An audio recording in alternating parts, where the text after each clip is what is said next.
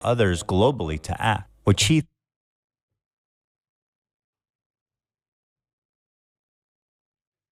Bro, you can't be serious. Ethan Klein fans cannot be serious. And they were like, you have to watch this.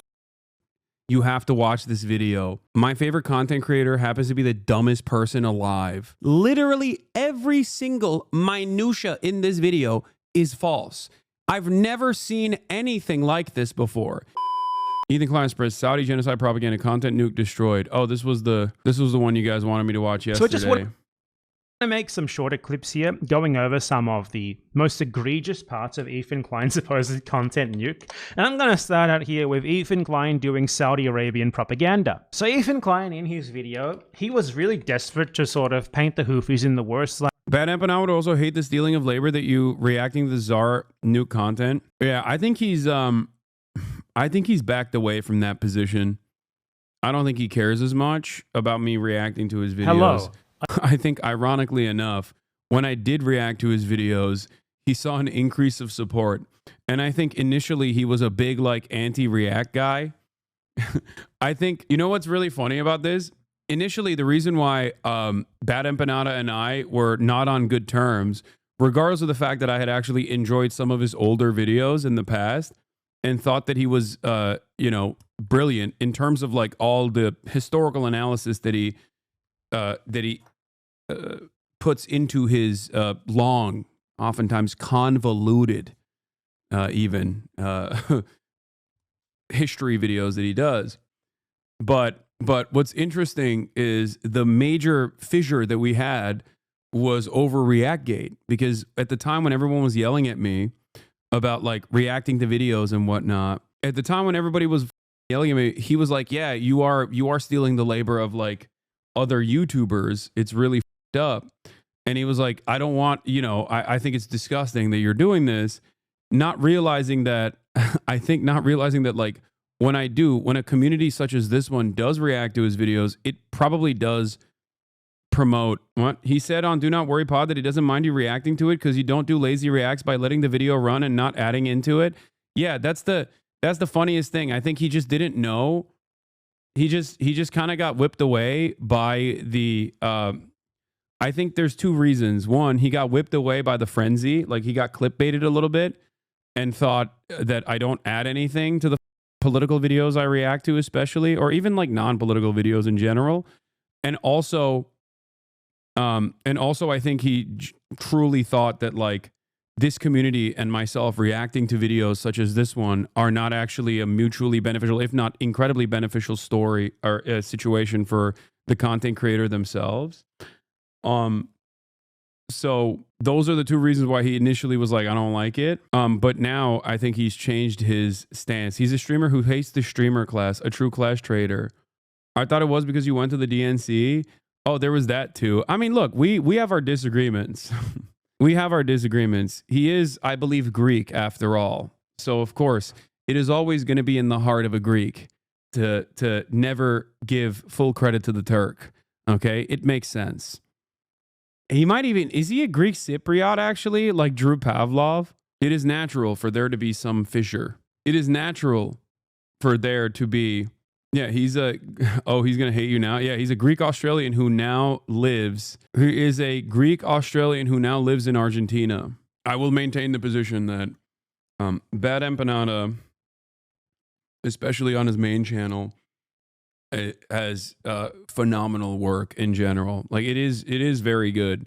He is very well read. He puts a lot of thought and effort into his content. And I think that I think that he might be, I can't speak for his other social media footprint, but he is a very impressive content creator in terms of the work that he puts into his long YouTube videos. Like possible. And in doing so, he cited outright like Saudi propaganda they created to legitimize them massacring, maiming, and starving the people of Yemen in their decade plus. He called you unintelligent in the content czar bomba.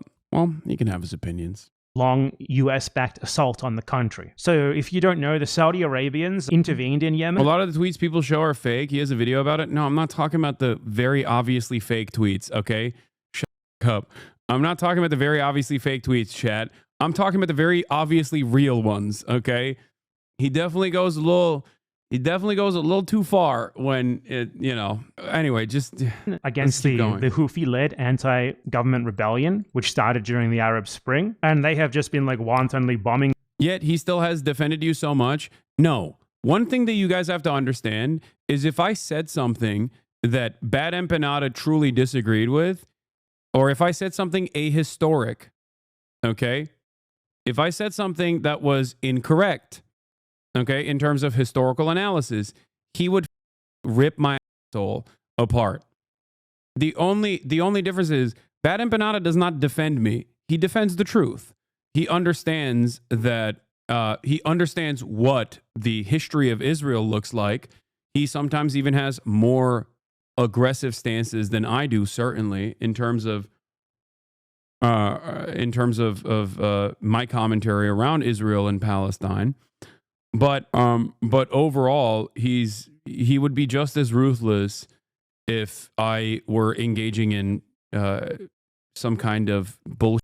If I was saying some kind of bullshit and that was just incorrect. Yeah, he doesn't care about the drama necessarily, but I think he understands that drama causes people to watch stuff, and he cares more so about the history. The country the whole time. They have been blockading it, starving it. They have been responsible for the deaths of hundreds of thousands of people minimum. And all this time, they have been supported by the US and to a lesser extent by Israel. And Ethan Klein, in all of his wisdom, in his desperation to try and make the Houthis look horrible, he ended up just uncritically citing propaganda as well as misciting 10-year-old articles to claim that they reintroduced slavery. So I want to show you that. There are two articles in particular that he cited that are just directly Saudi state propaganda. It's ironic as well that throughout the supposed content nuke, he claims that Hasan Piker was being paid to make it by like the Houthis, the government of... Wait, that's pretty funny. Okay, that's insane. I didn't know this. Ain't no way. One of the poorest countries on the planet was funding me. Like USA, they got Houthi aid. Like what Houthi money, man? They got like one F-15, don't they? Or not even. They got like one plane that they bust out for ceremonies. They got fiber, bro. You were poor. No, that's Hezbollah. Houthi does not have the Houthis do not have fiber. No, not an F-15, an F-5. Sorry. Yeah, they got Yemen aid. One of the poorest countries in the world are apparently paying like a millionaire in Los Angeles to do propaganda for them, which doesn't really square when you consider the reason to suspect Ethan Klein of being paid to do that for the Saudi government, given that the Saudis are well known for doing precisely that. Things like sports washing, paying celebrities to like go to their country and like talk about how great it is and stuff like that. Like The Rock does that, for example. Cristiano Ronaldo does that. I think even Lionel Messi does it. Plenty of celebrities who do that, who they pay to do that for them. And now we have Ethan Klein suddenly just citing like Saudi government made up propaganda to which they use to like justify them massacring the Yemeni people over the last 10 years. So let me show you what I mean. The first direct Saudi propaganda that he cites, and he might have even cited more. I want to make clear here. I suspect that he cited more. I did not check literally every single headline, because his whole thing is that he flashes a headline on the screen for like a half a second, just like rapid fire 20 in a row, just hoping that no one actually looks them up. So let me show you. They've also set up landmines in agricultural spots, making the fields virtually worthless. Women have... Landmines in agricultural spots making the fields virtually worthless. That's an interesting claim, isn't it? So let's check that out. So the headline here is Yemen army removes 300,000 Houthi landmines in liberated areas. Now, you can immediately tell that... Like, a lot of this stuff that that Human Rights Watch and many other NGOs talk about in Yemen, and especially the like even stuff like slavery and all these other things that are happening in terms of like Yemeni domestic affairs. If you don't have an understanding of what it looks like to be... Hasan just got caught in 4K. Wait, what? You laughed at dead kids. There's no way Hasan is watching this lunatic, Lamafayao. You laughed at dead kids. I'm sorry, chatters. I can't keep responding to your hallucinations, okay? In any case, what I was saying is when we talk about like what happens in the countries, like Iran is a great example of this because it's a nation state that is like developed outside of the sphere of Western influence after the Iranian Revolution. And a big part of this, like a big part of the fundamentalist approach that they have is directly born out of American and Western intervention. You know what I mean? This is one of the major issues when you this is one of the major issues when you look at countries that have just been ravaged by war. When you look at countries that have been absolutely eviscerated, ravaged by war, and the ways in which their governments, are trying to rebuild, and oftentimes are rebuilt directly by some of the more fundamentalist elements, it happens as a direct consequence of their material realities.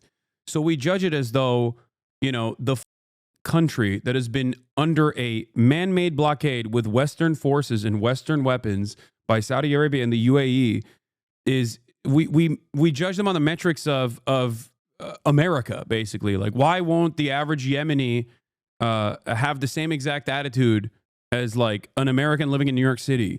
Why won't the average why won't the Yemeni government be able to behave in the same way that like my local administrators behave? You know, compared to Hassan, dude is 34 and tries to speak and dress like a Zoomer. What is oh, okay. We got the stands in here, I think.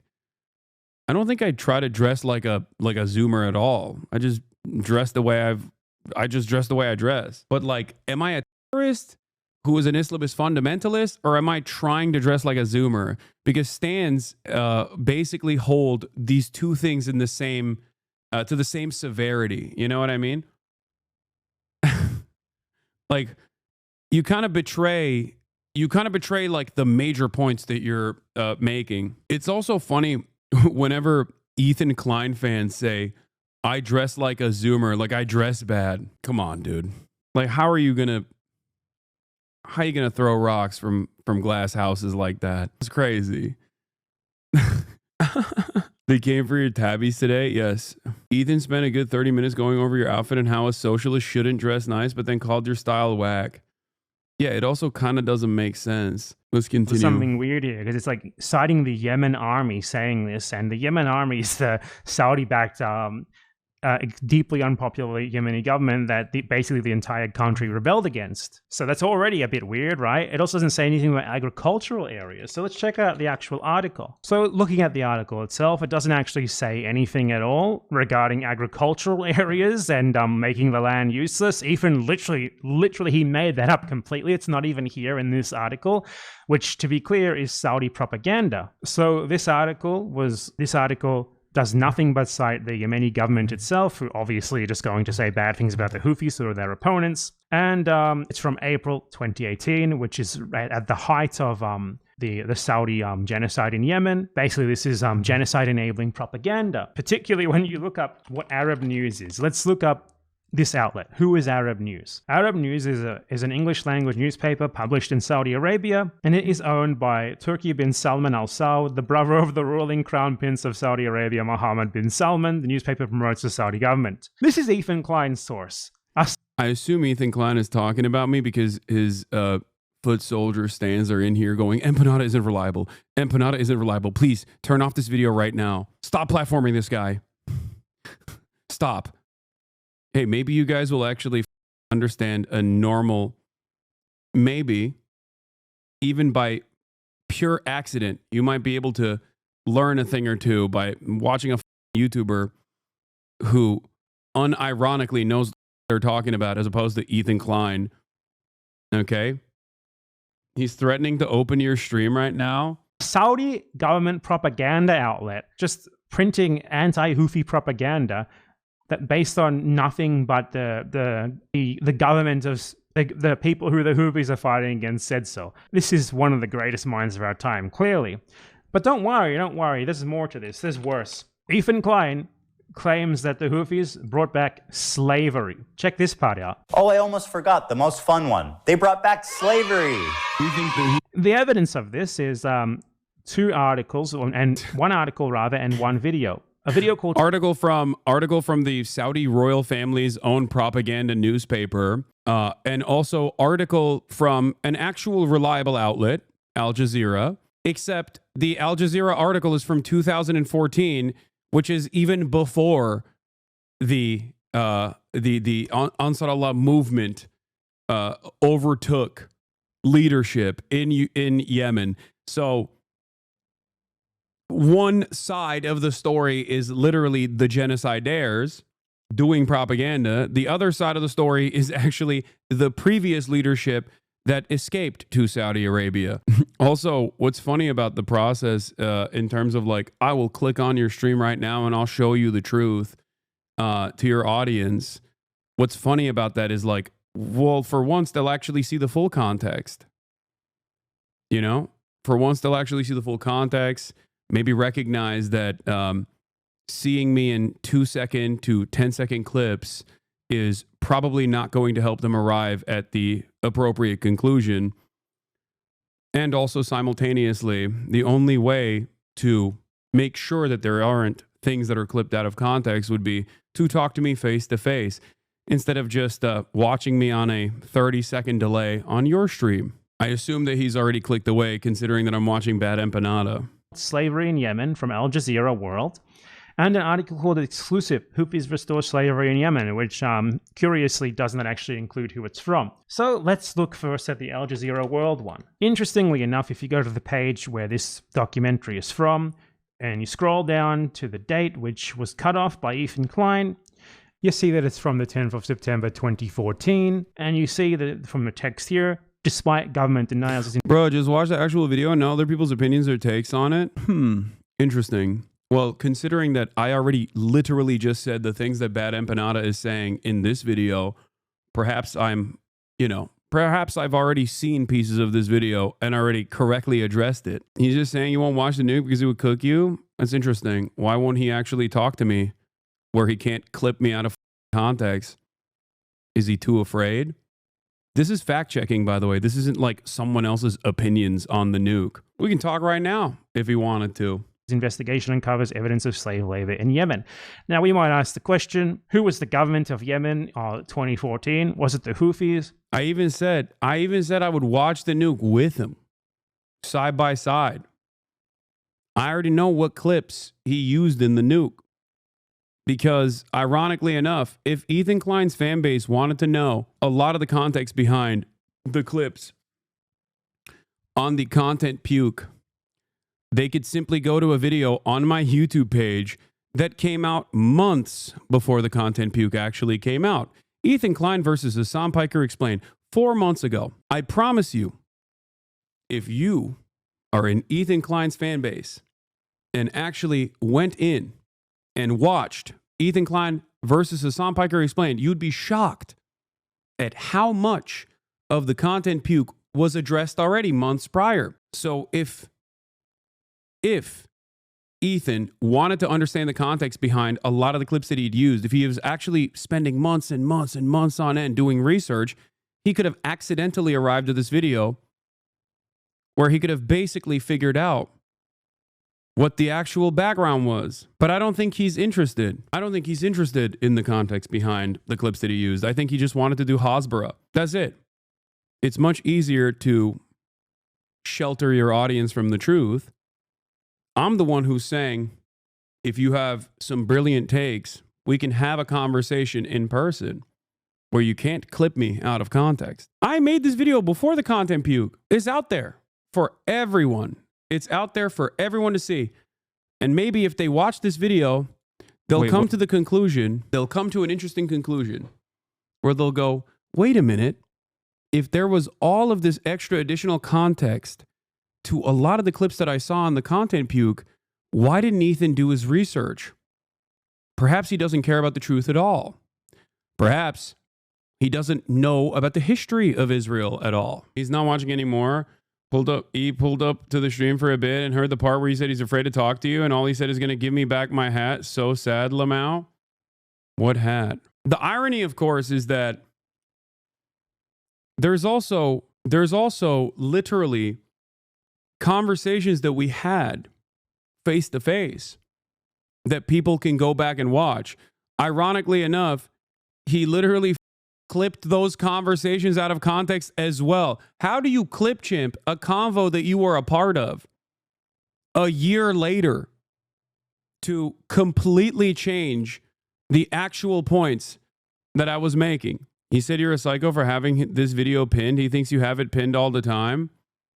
No, one of the things I learned from the unethical Reactgate that I participated in was better standards and practices. One of those better standards and practices was to pin the video that I'm reacting to. No, it was the. I don't understand. He wanted my attention for the longest time, and I gave him a crumb of it back, and now he's saying he doesn't want my attention? I'm confused. Like, it doesn't make any sense.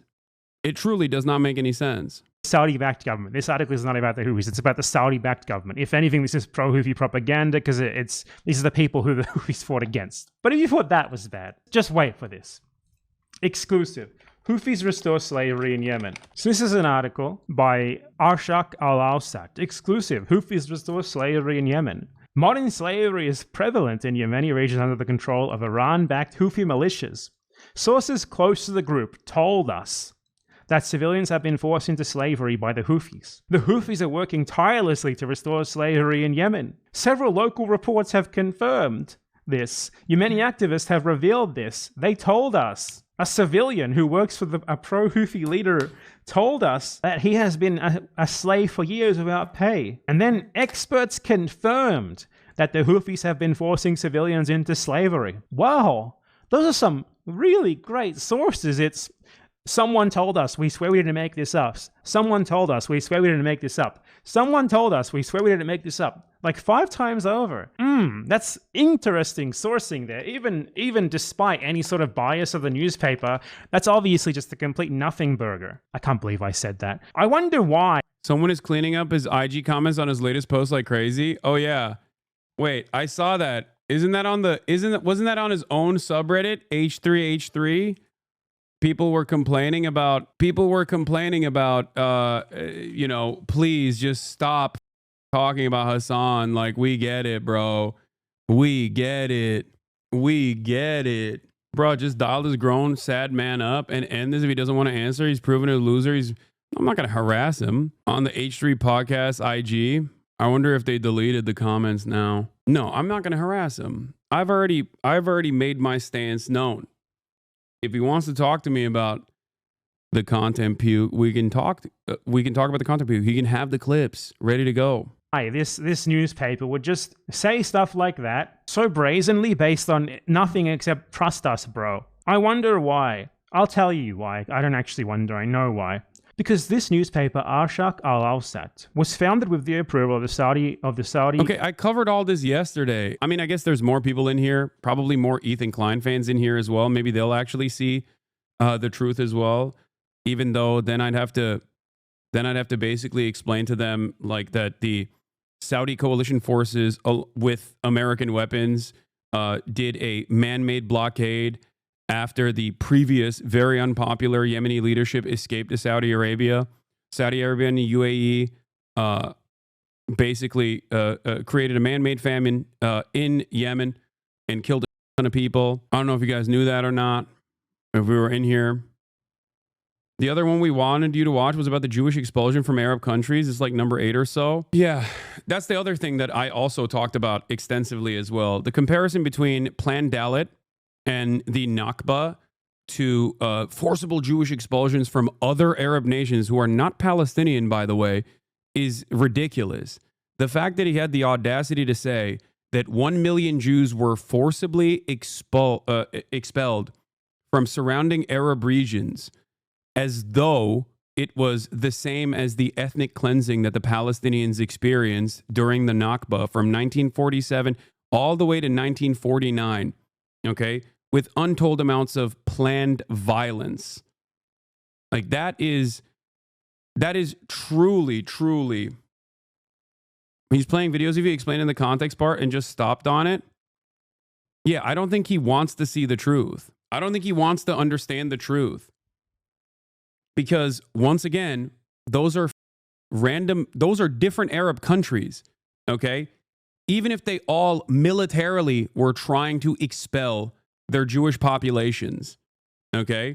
And I'm not saying that there wasn't harassment and people escaping these countries, okay, due to pan-Arabic nationalism, but also beyond that, the actions of Israel against the Palestinian population that created unimaginable backlash, as Jews often suffer around the world when Israel does violent actions that they masquerade as doing so for Judaism.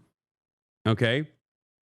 But the notion that this is even remotely comparable to the military actions of Zionist brigades, early Zionist brigades, is insane. Okay? There is no way to look at that. There is literally no way to look at that other than just pure Hasbara. That's why I pointed out that this is either pure stupidity, and Ethan does not know the real history. Okay? If he's calling me anti-Semitic for saying that the Israeli government also participated in collaborating and in some instances applying pressure from European countries, or rather directly blowing up synagogues in Iraq, for example, then he's not calling me anti-Semitic. He's calling Avi Shlaim anti-Semitic, for example. Except for Hassan viewers, every action that Hamas does can be justified because of the apartheid. No. This is completely incorrect. Okay? It's completely incorrect. And the only reason why you're saying that is because you're trying to cope, but you unfortunately are not clever enough to come up with a better Hasbara talking point. You're attacking a straw man that you made up in your mind. My argument is never that everything that Hamas is infallible and everything that Hamas does is good. That has never been my argument at all. My argument is that the standard of violence is set by the colonial entity, okay? He is too afraid of addressing the truth. He is too afraid of educating his chat on the truth. I think it's an incredibly irresponsible thing to do as a massive content creator who has, now a smaller audience, but still a relatively sizable progressive audience. Ethan showed the context, but said it changes nothing about his point. If I can't call Klansmen bread, what can I do? Where is the Oh, here, Ethan Hello, Klein everyone. denies Welcome the to another Nakba. debunking of Ethan Klein's supposed content nuke. So at one point in his supposed content nuke, Ethan Klein attempts to justify the Israeli settler colonial state and its expulsion of Palestinians by glossing over the Nakba, and that basically the Arab world just randomly, crazily became full anti-Semitic, not reacting to anything in particular at all, and expelled and forced out and pogromed all of the Jews. And we're going to go over all of the examples that he uses here to justify this claim. So firstly, let's watch him gloss over the Nakba here. To think that Jews as an ethnic minority in Israel would not be safe? After all, Israel is a... You're getting his arguments wrong. Watch the video. I mean, I watched bits and pieces of the video at this point. Like the inbred argument is completely wrong. One must ask the question, how did Ethan Klein do so much research and get this so unimaginably wrong? One must also doubly ask this question to Ethan Klein himself directly. Why did he, after getting it wrong, refuse to learn the true context of the situation? I've tweeted about this. I've used this as an obvious example of Ethan clipping me out of context. Why did it take 4 attempts for Ethan to even see the rest of the context and then still continue saying, no, it doesn't matter. I think you're still anti-Semitic. And not only that, but also, why is it appropriate for Ethan to flip me out of context all the goddamn time, but then you're like, you're taking him out of context. You're taking him out of context over and over again. Okay? I am losing some of this context and nuance because I'm looking at clips. I think the best solution here would be to have a direct face-to-face conversation instead of him clicking on my stream and trying to find clippable moments from my stream. That's all I'm stating. A country of refugees. If the Jews didn't come... It's so funny. Does he think he's a refugee or Ethan Klein are a refugee? You guys aren't refugees. You make refugees. Palestinians are refugees because of you. Get it. I think another gross part of this was him saying that him using me saying that rapes happening on October 7 does not change the dynamic for me one bit, and that this does not justify genocide. Him consistently using that over and over again in a malicious way, I think is completely inappropriate. Completely inappropriate. You can say, bro, watch the video all day. I said I would watch the video with him. Okay? I said I would watch the video with him. It's straight, okay? From Europe after the Holocaust, they came from the surrounding... He is... Guys, listen. You can come in here and say, oh, you're crashing out or whatever all day, every day. Okay? The reality of the matter is, I think most people, reasonable people, can understand who has been on an extended crash out for the past 6 months, perhaps even longer. I'm not the one trying to dox Reddit mods. I'm not the one going after random Redditors and declaring war on random Reddits, random subreddits, okay? I'm not the one posting at 3 a.m. Instagram stories every single day. As a matter of fact, I didn't even know that he was doing half of this for the longest time because I deliberately avoided looking into it. What is this? What? Bro, I have not seen a single one of his Instagram stories. I didn't know he was posting about me this much. Oh my God. This might genuinely be one of the funniest things I've ever seen from him. How is this not satire? Oh my God. Every day? Every single day? Okay. I'm not the one trying to send my audience after journalists that have written articles about me far before he even chose to do this weird Hasbara thing where he's like, I'm pro-Palestinian, but no one is defending Palestine in the way that I want to. There's a clip of him saying how he fully understands what you meant by not changing the dynamic months before the content nuke, but he's so disingenuous that he shifted his stance to support his narrative. I have not seen it, but that would not be surprising. He literally said he's considering getting journalists on Slate to do a retraction, calling them names live. That's so insane. Yeah, I'm not the one who joined forces with the ADL to get people deplatformed and celebrated that over and over again. And I'm certainly not the one who's saying that they want to go to Israel and show how multifaceted and multicultural and how free of a society it is.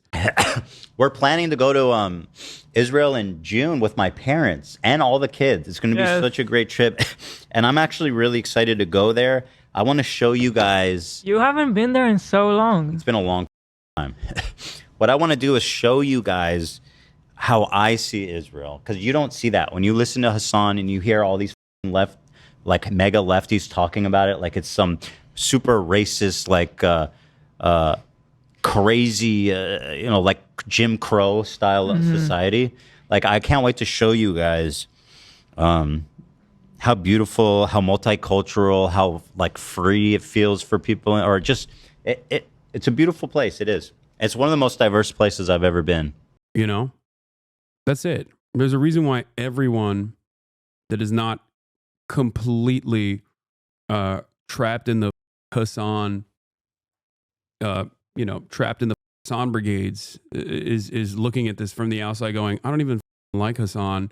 And I thought he was a real piece of shit, but Ethan has made me reconsider him in a totally different light.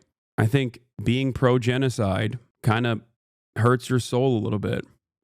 What was the final straw that made you respond to this stuff? When I saw the wait, what? Ethan Klein? Get the injury special at McDonald's now. Let's break it down. Ethan, wait. Slate did a podcast on Ethan Klein attacking How could you not? FOMO. After posting an Instagram story that claimed potential collaboration fell apart due to anti-Semitism, posted problematic behavior and language the Kleins have exhibited on camera, soon flooded the subreddit, calling out the podcaster for their past controversies. Since then, Ethan has used this platform to threaten multiple subreddits, seemingly gearing up to come after FOMO. I still don't know how to say the subreddit. What's actually crazy about this is that Asmongold exists, yet he chooses to focus his small d energy towards you. Yes, because it's literally purely about personal vendetta. FOMO. The Klein's battle against FOMO begs the question, can you sue a subreddit for defamation? And should snark pages prepare public figures to fight back? Wait, was Hasan's poop sock actually linking this? Oh my God, and I banned him for the day? Shut the f up. I'm going to click on this link now. Hold on. I'm going to click on his link. Oh my God. I'm so sorry. I'm issuing a retraction. I'm unbanning Hasan's poop sock. I'm issuing a retraction and unbanning Hasan's poop sock. I apologize. Justice served. Justice delayed is justice denied. But yet, justice is still served on this day, okay? What? Creator Clash 3 needs a headline fight. Here are the options. Ethan Klein versus Hasan Piker. Hasanabi versus H3H2 Productions. Vape Nation versus Hank Pecker. Ethan's going to get mad at him. Ethan's going to get mad at iDubbbz for even saying this. I genuinely don't get it. Why is he so scared to talk to you? Because he knows I know more than him. That's why. What do you mean? This way he can shelter his audience from the truth about all the lies he spread, not only about me, but also, more importantly, because I don't give a if he lies about me. Who gives a shit, okay? I'm just one person. But I think what is abhorrent is to literally misinform your audience, either deliberately or because you simply have not done enough research on Israel and the history of Israel. Ethan plays devil's advocate agreeing with Hasan. Hila doesn't like it and puts words in Hasan's mouth. What is this? Violence and savage R words on October 7th. Doesn't matter if R words happen on October 7th. It doesn't change the dynamic for me. What's interesting about that quote specifically is that I get what he means in that one. Like, I felt like he said worse stuff than that. Because he's saying, even if the R words happened, well, I think the way he phrases it up, even if it happened, they did happen. Yes. But he's saying, even if they did happen, it wouldn't change the calculus for him, which I understand what he's saying. But I guess the way he's saying it is, horrific. Even if it didn't happen, is up. Yeah, because I was debating a person who was saying, why do you not deny that sexual assaults have happened? That's ridiculous. By the way, none of which justifies Israel's actions. So it doesn't even matter. None of this justifies that Palestinians have a right to dignity, a right to emancipation, a right to live free lives, free from this occupation. Doesn't matter. Doesn't matter if happened on October 7th. Like, that doesn't change the dynamic for me even this much. That's interesting. Hasan's poop sock, not only did you get untimed out because you were correct, but you also got a lifetime poop sock opportunity. Stop pretending there's even an iota of chance it's not deliberate. His rhetoric is extremely careful and straight up out of the Ruth Wise playbook on how to do Hasbara. Yeah, no, it's just like, yeah, he knows what's up. Like, he has to. Yeah, I would not argue that. I'm just trying to play out. Oh, so they agree with me. Wait, do they both agree with me that, like, genocide is completely unjustifiable, even if sexual assaults happen on October 7th? Because I think that's a pretty normal position to have. Devil's advocate here. It's just a devil take, not devil advocate. I don't even think this, but just to play devil's advocate for a second. I mean, just imagine, to the girls that did survive, somebody's saying, that's a very I don't care if it happened. You know? Well, so like the ones that I guess the last thing that I would want to hear. The ones that jumped out to me as more offensive when he's just like, basically he was like, what? Like, he's just straight up saying like it. So no. like all of it combined is problematic. Yeah, all of it combined, definitely. That's not what I said. For the record, I think I was probably responding to a chatter when I was talking about the that were committed by Israeli concentration camp guards at Sde Taiman when there was a pro-rape riot that took place in Israel that successfully took out the concentration guards from the grips of prosecution. And then the main became a television personality. It doesn't change the dynamic for me. Mr. Piker declares before finally admitting that Palestinian resistance is not perfect, a euphemism for terrorism. Okay. I get the context of one of the clips, but all the out of context clips combined is bad. Also, for literally this entire process, like, we're now going back and forth about like an out of, I think he is slipping up in this clip by giving you the benefit of the doubt, and Hila is correcting him to make sure they stay on message. Yeah. What's really f***ed up about this process, by the way, is that, one, I don't even know if they've like talked about the rape riots in Israel. I doubt it. Okay. But two, there literally is not even any personal evidence so far, with one exception from the UN report, Israel literally denied independent investigators to actually investigate the sexual violence that happened on October 7. And also, Israeli newspapers literally revealed a couple months after the fact, or not even a couple months, like literally a month after the fact, that one of the organizations that was handling the bodies ruined the forensic investigations that could have taken place. Okay? That is completely ridiculous. Why the would I be, why in the ever-loving would you ever assume that I would not want justice for victims, regardless of what nation of origin they're from, even if they're from an apartheid state that's conducting a genocide? Okay? It doesn't matter. I want justice. I want the truth. The Israeli government has denied the opportunity for the truth time and time again. Take it up with them and not me. That is insane. This tactic was so commonly applied in the immediate aftermath of October 7, where people in America, prominent Zionists in America, would get mad at college students for basically saying the exact same thing that Haaretz's editorial board was writing and reporting on. Like, they would say, this is the most anti-Semitic thing that has ever happened in the history of mankind, is what the attitude was for college students that were basically saying verbatim the exact same thing that the Haaretz editorial board was saying. Here it is. Israel blocks UN probe into Hamas sexual crimes from October 7 to avoid inquiry into abuse of Palestinians. The UN Special Representative on Conflict-Related Sexual Violence asked to investigate Hamas's alleged crimes on October 7 and towards the hostages, but Israel refused their request to access Israeli detention facilities to examine the claims of IDF abuse. Israeli women's rights groups warned this could lead to Israel, instead of Hamas, being added to the UN sexual violence blacklist. No, he won't call Haaretz anti-Semitic. He's hitting a liberal Zionist position, which implies that every pro-Palestinian is actually doing it wrong. And they're not actually pro-Palestine in the right way. Okay?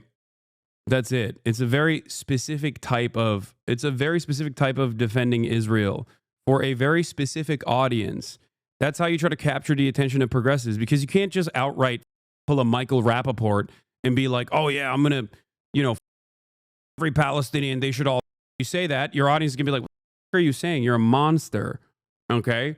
So you hit a very different line where you're like, I'm pro-Palestine, but I want to talk about Ukraine, so I'm going to. Oh, not this one. Hold on. This is what Arab countries that expelled them in massive amounts following the 1948 war. In fact, there was more Jews. Was it his original argument that you yourself weren't anti-Semitic, but your audience was anti-Semitic and you were harboring anti-Semites? What happened to that? Yeah. What happened to that is he just balls to the wall and started being like, no, I'm pro-Palestine, but Hasan is really anti-Semitic, because who gives a fuck? You know what I mean? Who gives a fuck? His audience is not going to double check it. His audience is not going to be like, wait a minute, this guy that you had a podcast with, who literally has spent the past 10 years fighting anti-Semitism online to such a degree that you and him had the exact same neo-Nazi enemies who, still hate me seemingly more than they hate Ethan, which is what's so crazy. Like, I think what ended up happening here is like I'm not saying he's pivoting to the right, okay? Because that's what a lot of people's suspicions were, that Ethan is like pivoting to the right. But I think he got back into good graces of a lot of bottom-feeding drama slop tubers by attacking someone that they hate more than even Ethan Klein. Again, goes into what I was saying with clip farming. Everyone desensitizes each other, so when you hear heinous shit, you don't feel bad for it. Displaced than Palestinians during the Nakba. So the Nakba for him was just a war, like this long-planned expulsion of Palestinians, which the Arab intervention was explicitly a reaction to. So how is it a nation of refugees when it declared its independence and its own dominion over land that it had taken from Palestinians, when these people weren't even there yet, obviously? And then watch this. 1 million Jews. All of these surrounding Arab countries had vibrant Jewish communities and huge number, hundreds of thousands. Now, if you look at them, you're looking at close to, if not literally, 0 Jews left in these countries. Just to give you an Now let's go over his examples of this, okay? Let's go over his justifications for this, and let's see how much this lines up with his narrative of expulsion. Idea. Here's a visual representation of the Jewish refugees after 1948. Morocco had 265,000 Jews. Now it has 2,000. Okay, so Morocco at this time was not self-ruling. It was still a French colonial possession. What happened in Morocco is that the Jewish Agency, which was one of the leading organizations advocating for forming a colonial state in Palestine and trying to further such ends, struck an agreement with the French governor of Morocco to force Moroccan Jews to immigrate. So what this was Israelis working in tandem with the French colonial power to force the Jews out of Morocco. Morocco did not expel them. Israel sent ships there specifically to pick these people up. Israel was an active participant in this expulsion. And the reason why they did this is obviously because it's to Israel's advantage. If Jews are forced out of other places, they want it to happen. Yep. That's why they actively participated in doing it here. Because a Jew elsewhere is not useful to Israel, but a Jew who moves to Israel is. His next example. Algeria had 140,000. Now it has about 50. Algeria. What Algeria's happened the in funniest Algeria? one. Well, Algeria was also a French colony.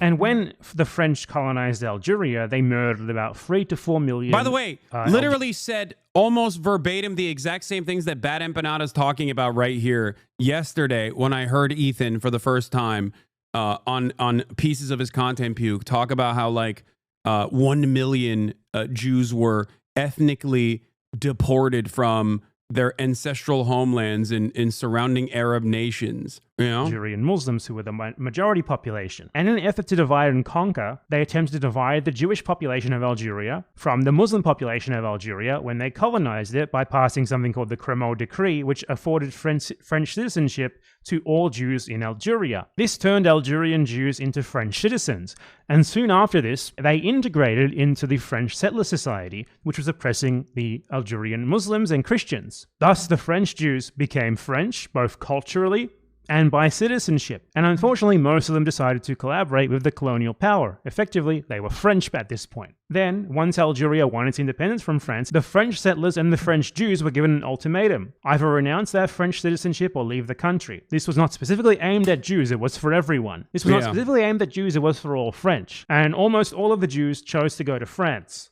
So this was not an expulsion. Nor did these people even go to Israel. They went to France. Again, French colonialism's fault, not the Algerians' fault. Also, not the Palestinians' fault. Once again, like even if every single surrounding MENA country, all the way to the Levant, decided independently to forcibly expel their Jewish populations, that still would not be the fault of the Palestinians. Because guess what?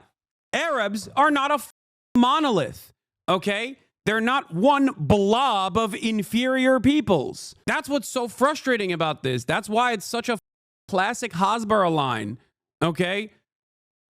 To just turn around and attribute the suspected crimes of all Arab nations, like different Arab nations with different cultures, different languages that they speak, to the Palestinians that were ethnically displaced from their indigenous homelands. How insane is that? If you scratch the surface of that commentary, you immediately recognize how unimaginably racist that is. So why is it that a supposedly progressive person who has the audacity to claim that they're pro-Palestine engaging in this kind of sentiment, engaging in this kind of monolithizing that you hear from Trump supporters when they talk about all undocumented immigrants? Why? It's because that's how Zionism works. That's why even if you're a liberal Zionist, you still are lapping up a metric ton of fascist, ethno-religious supremacist propaganda. That's it. It's racism through and through. Same as in Morocco. His next example is Iraq. Iraq is actually a country that very desperately tried to keep its Jews. Iraq even passed laws which forbid Jews from leaving for Israel, as you can see listed here in this article. But what happened? Well, Iraq was the target of pervasive terrorist attack by Zionist/Israeli agents in order to create a narrative there of Iraq being untenable for the continued presence of Jews. After a number of terrorist attacks, and the Israeli government lobbying the Iraqi government to allow Jews to leave, they rescinded the law that prevented Jews from leaving for Israel, which then resulted in mass migration of Iraqi Jews. So as you can clearly see, this is... By the way, this was also reported by Israeli academic Avi Shlaim, okay? He's British-Israeli of Iraqi descent. Avi Shlaim extensively wrote about this, okay?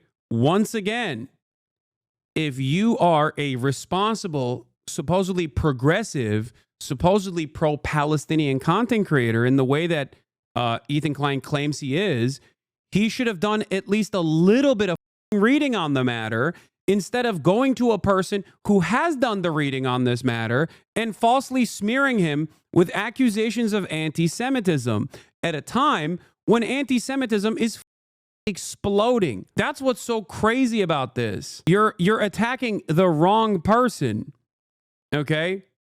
And you're also lying. You're lying about the history of the genocidal apartheid state that you're trying to desperately defend. This is nowhere near as black and white as just people being expelled to Israel.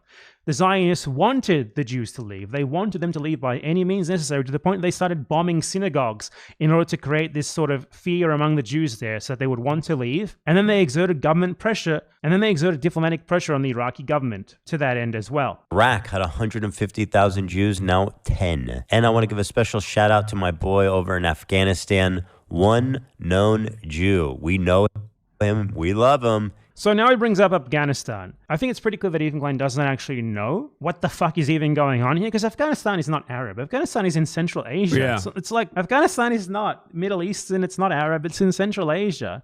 They don't speak Arabic there. That's also, ironically, Amera brain rot right there. That is like perfect Amerifat. That's like perfect Amerifat sentiment. You know what I mean? They're all what are they, like Muslim or Pashtun, but that's like a different kind, you know what I mean? They're all the same. They're not Arab at all. Just because they're Muslim, he thinks they're Arab. Afghanistan did not expel anyone in reaction to the creation of Israel. Nothing like that happened. It was essentially neutral during the whole thing. No one there. I just tuned in and he said you didn't think the Holocaust, you think the Holocaust didn't happen? Yeah, good luck. I don't even believe that. I think this person is just drama baiting. I don't think Ethan is that brain broken to lie about such a severe thing. Yeah, I think this person is baiting to try to like extend the back and forth.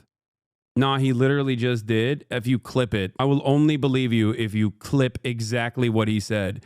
There is 0% chance that Ethan Klein is saying that I am a Holocaust denier. There is 0% chance. They really cared about it. It was not a part of the coalition that responded to the Nakba by attacking Israel or anything like that. So this simply does not fit into your narrative here. It's outside of it. You citing it is incredibly stupid. He's the one Afghan Jew. They were forced to leave their homes, their lives, their property, and migrate to the only place in the world that would accept them, which was Israel. The irony of this whole situation. He said that's like Holocaust denial. The process in which Jewish people voluntarily migrated to Israel, okay, or migrated to Israel in the ways that BadEmpanada also here correctly explained, including Mossad operations to create a sense of panic and uncertainty and instability in the Iraqi Jewish population. To compare that to the Holocaust is literally Holocaust revisionism, okay? That is unironically akin to Holocaust denial, okay? That is shockingly anti-Semitic. Is that after the 1948 war, when Israel won. He keeps calling Israel. Yeah, the Nakba, the 1948 war. That's another telltale sign that you're just also doing pro-Israeli propaganda. Like, you can't just call the Nakba as a pro-Palestine person, okay? As a pro-Palestine person, calling the Nakba, which was the ethnic displacement of 750,000 Palestinians from their indigenous land after untold amounts of violence and atrocities, including the ones in Deir Yassin, okay, very famously, horrifying shit that the Zionist brigades did initially, okay? Calling that the 1948 war is straight up a dog whistle, okay? It's also interesting because if it was a war, why the did the Israeli Zionist brigades, after the Israeli state was developed, why the did they not let the Palestinian civilians back to their villages? Why did they famously shoot and kill Palestinians that tried to go back to their villages? Why can Ethan Klein, an American man born in, I think, California, if I'm not mistaken, go and visit Israel, but the people that were displaced from their ancestral homelands cannot visit Israel and don't have that freedom? We have American congresspersons that are Palestinian that don't have the same freedom of travel that Ethan Klein has in Israel, let alone the West Bank. How do people not understand that this is a completely unacceptable situation? Lena's birthday. By the way, let's not forget that Hasan just straight up lied about Jews not being massively expelled from Arab countries. Like, what? What? That's like Holocaust denial. I don't deny the Nakba. I've fully acknowledged the realness and the upness and the terribleness of it, you know? And that. Why'd you keep calling it 1948 war then in your content puke? He just goes back and forth on his position. Sometimes he calls it a genocide. Other times he calls it not a genocide. Sometimes he calls it an apartheid. Other times he doesn't know. Sometimes he understands what I mean when I say that assaults happening, the likelihood of assaults happening does not change the dynamic of doing a genocide upon the entire Palestinian population. Then months later, he forgets that he understood the context and then puts that in his video over and over again, saying, oh, he's a denier, he's a denier. You know, Me Too means Jews too. That kind of Hasbara bullshit. Okay? Just the trauma of that incident. But Hasan is basically like the Holocaust didn't happen. I mean, it's a million Jews being expelled from. Please tell me someone in this, please tell me a singular person in the background, in the production side, was like, hey, Ethan, I think you're engaging in Holocaust revisionism by comparing what you are claiming is the forcible expulsion of 1 million Jews from surrounding territories into Israel to the literal Holocaust. Israel expelling and genociding Palestinians to steal its country from them. Just a war that they won. Won the war to declare its independence, the Arab countries got super anti-Semitic against their own Jewish citizenry that had nothing to do with Israel. And that had nothing to do with Israel. I very much just showed you that a lot of it had a whole lot to do with Israel, obviously. Obviously, if you genocide an entire Arab population and do so while screaming, we're doing this for Jews, we're doing this for Jews, we're doing this for Jews, some people are going to take you at their word. But still, that's not even what happened in the majority of these cases, as I just went over. His Algeria example was just completely misconstrued. The Jews of Algeria, in their majority, went to France, and it had nothing to do with anti-Semitism, everything to do with, you know, them not wanting to let the French colonizers keep living in their country after they kicked them out. Morocco, again, carried out by the French colonial occupiers with the enthusiastic collaboration and lobbying and pushing of the Israelis. Iraq.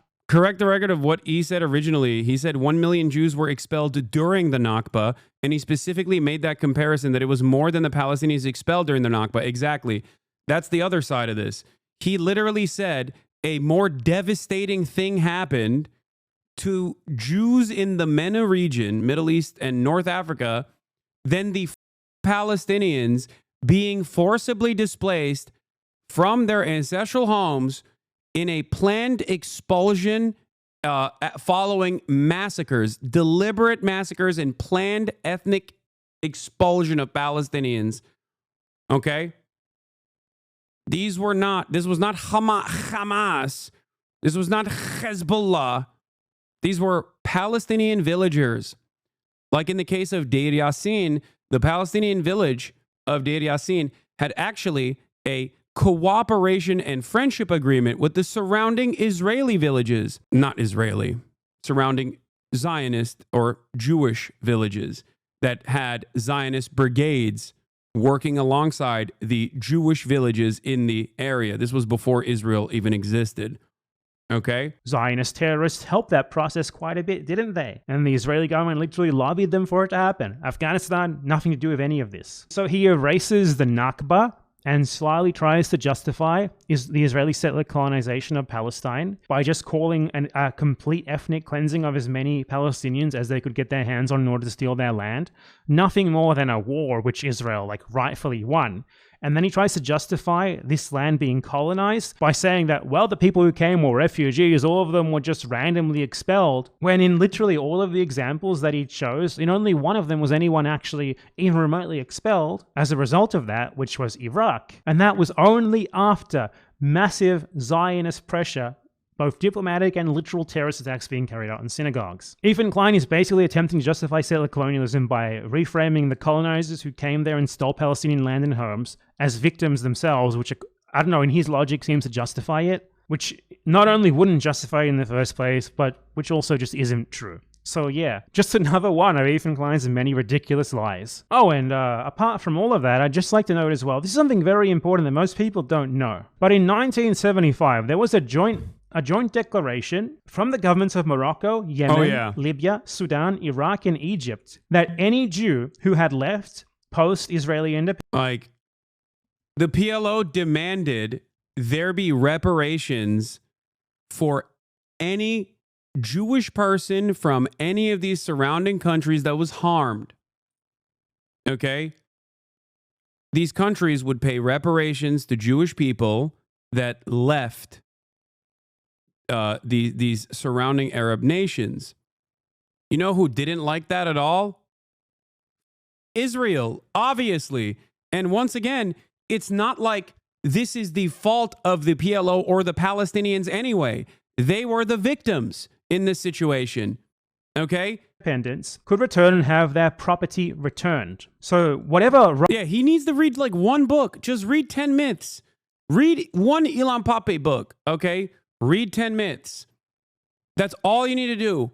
It's like probably the easiest one to just dissolve all this nonsensical, ahistorical, Hasbara pro-Israel propaganda. Listen to the audiobook.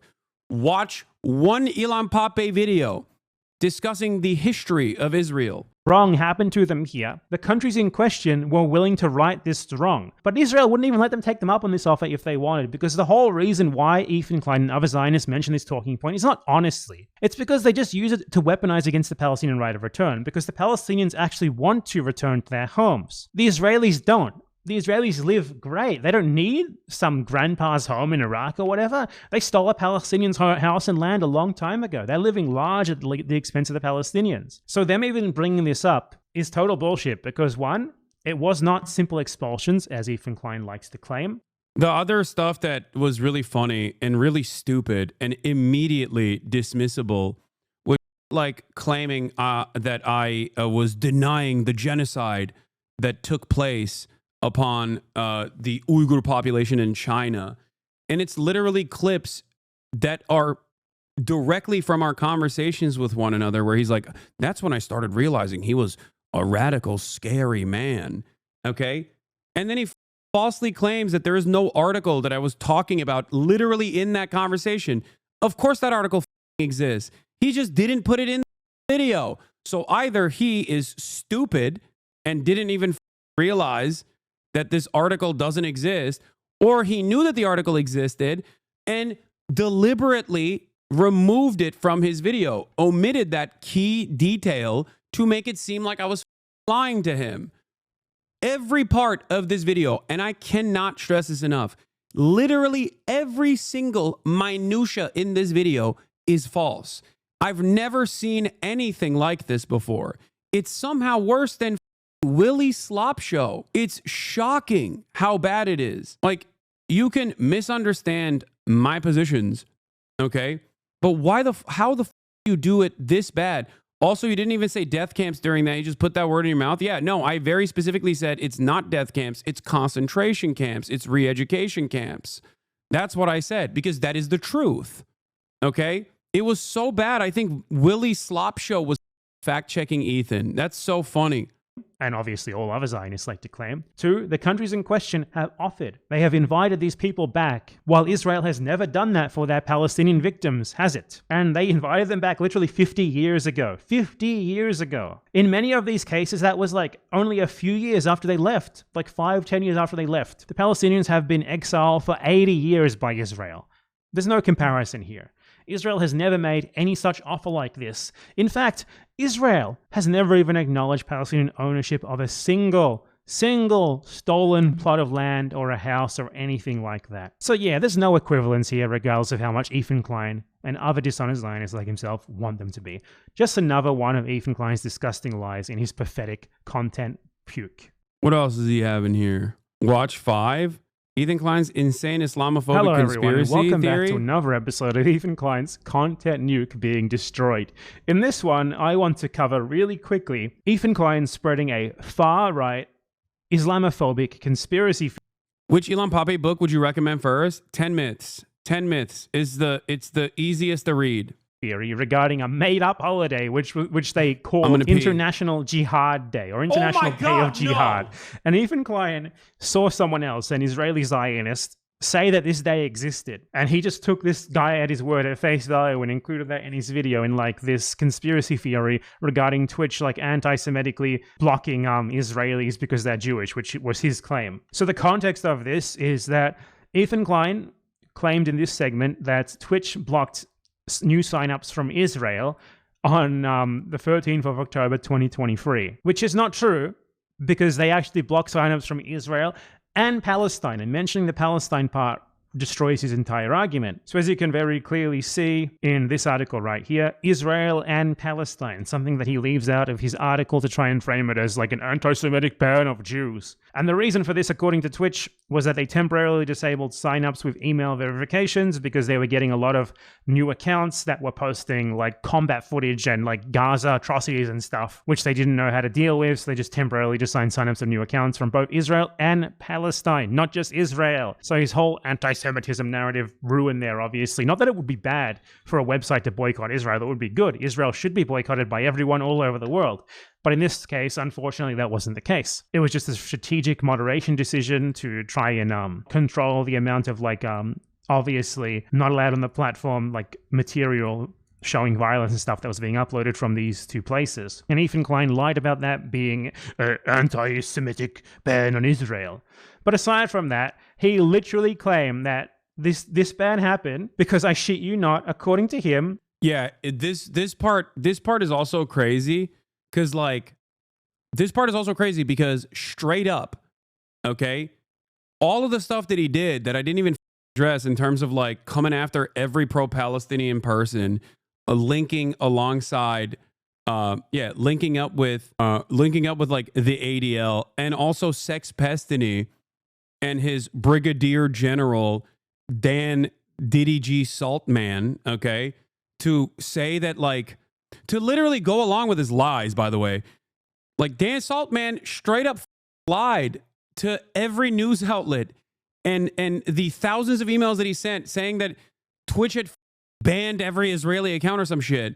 Then they realized that they lied to every goddamn person, and they tried to be like, oh, all right, well, you know, oopsie, I guess it's fine. 60-year-old weirdo too. Neil Blake Saltman, who got millions from Sean Diddy Combs to make what was it, Tiny Chat or whatever. All right, he was like, delete this part of the VOD. Yeah, Dan Saltman was trying to get Tom Cotton to pull me in front of Congress. Tom Cotton, these guys are liberals, by the way.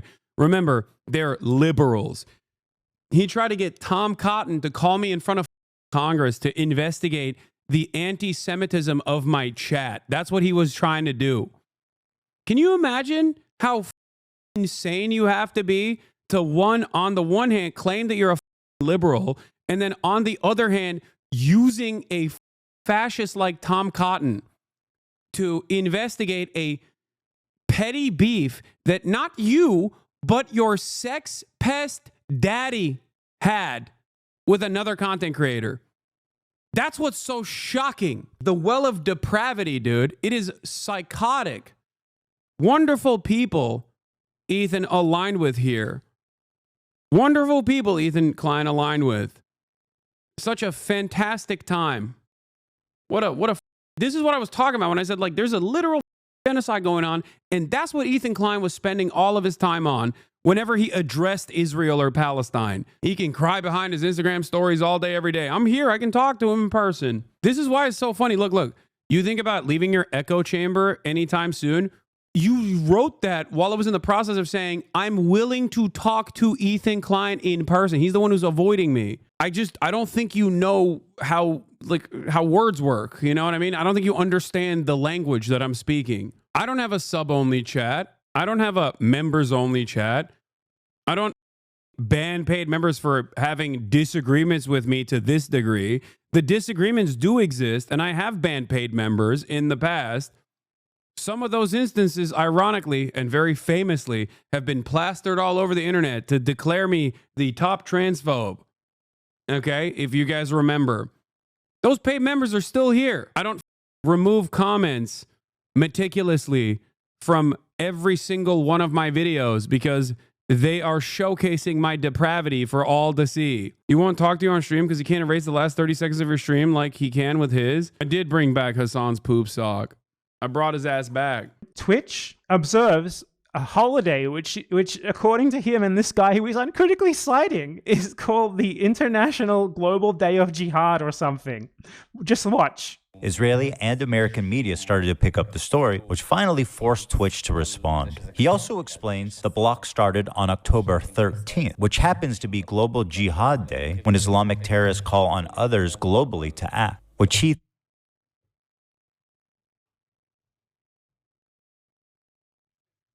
Bro, you can't be serious. Ethan Klein fans cannot be serious. And they were like, you have to watch this. You have to watch this video. My favorite content creator happens to be the dumbest person alive. My favorite content creator happens to be the biggest moron of all time. And you have to sit there and watch his 1 hour and 43-minute hit piece that flopped because it was filled to the brim with idiocy. Is this going to be poop sock? Twitch never banned Israel. Oh yeah, here. This is the famous incident. Here, let's take a look. And either be suspended for a year or never be hired again. I just saw something. Okay. I understand what happened here. The emails accused Twitch of suspending all Israeli accounts for a year. A claim the company debunked. Yeah, go back. Do you see what she did? Well, like that would be an egregious. That's like journalistic malpractice. That's a fabricated quote. I don't understand how this happens though. Like how does someone keep their job after doing this type of shit? Because like the thing is, I sent this to the editor and I said this was incorrect and that I've never said this. Okay, you're sure that your emails don't have the? Yeah. Again. Tens of thousands, almost 100,000 emails were sent, okay, to every single marketing company that was working with Twitch, to every single brand that was buying ads on Twitch. Why did they do this? Because I don't have individual sponsors that they could go after. So they were like, we'll just take down Twitch. That weirdo right here openly said, I'm doing this because this sex pest and serial harasser and doxer, okay, in his rabid community of sycophants are not getting unbanned on Twitch while Hasan is still dominating the airwaves on Twitch. They openly admitted it. He said he didn't give a about any of this. He has said anti-Semitic shit.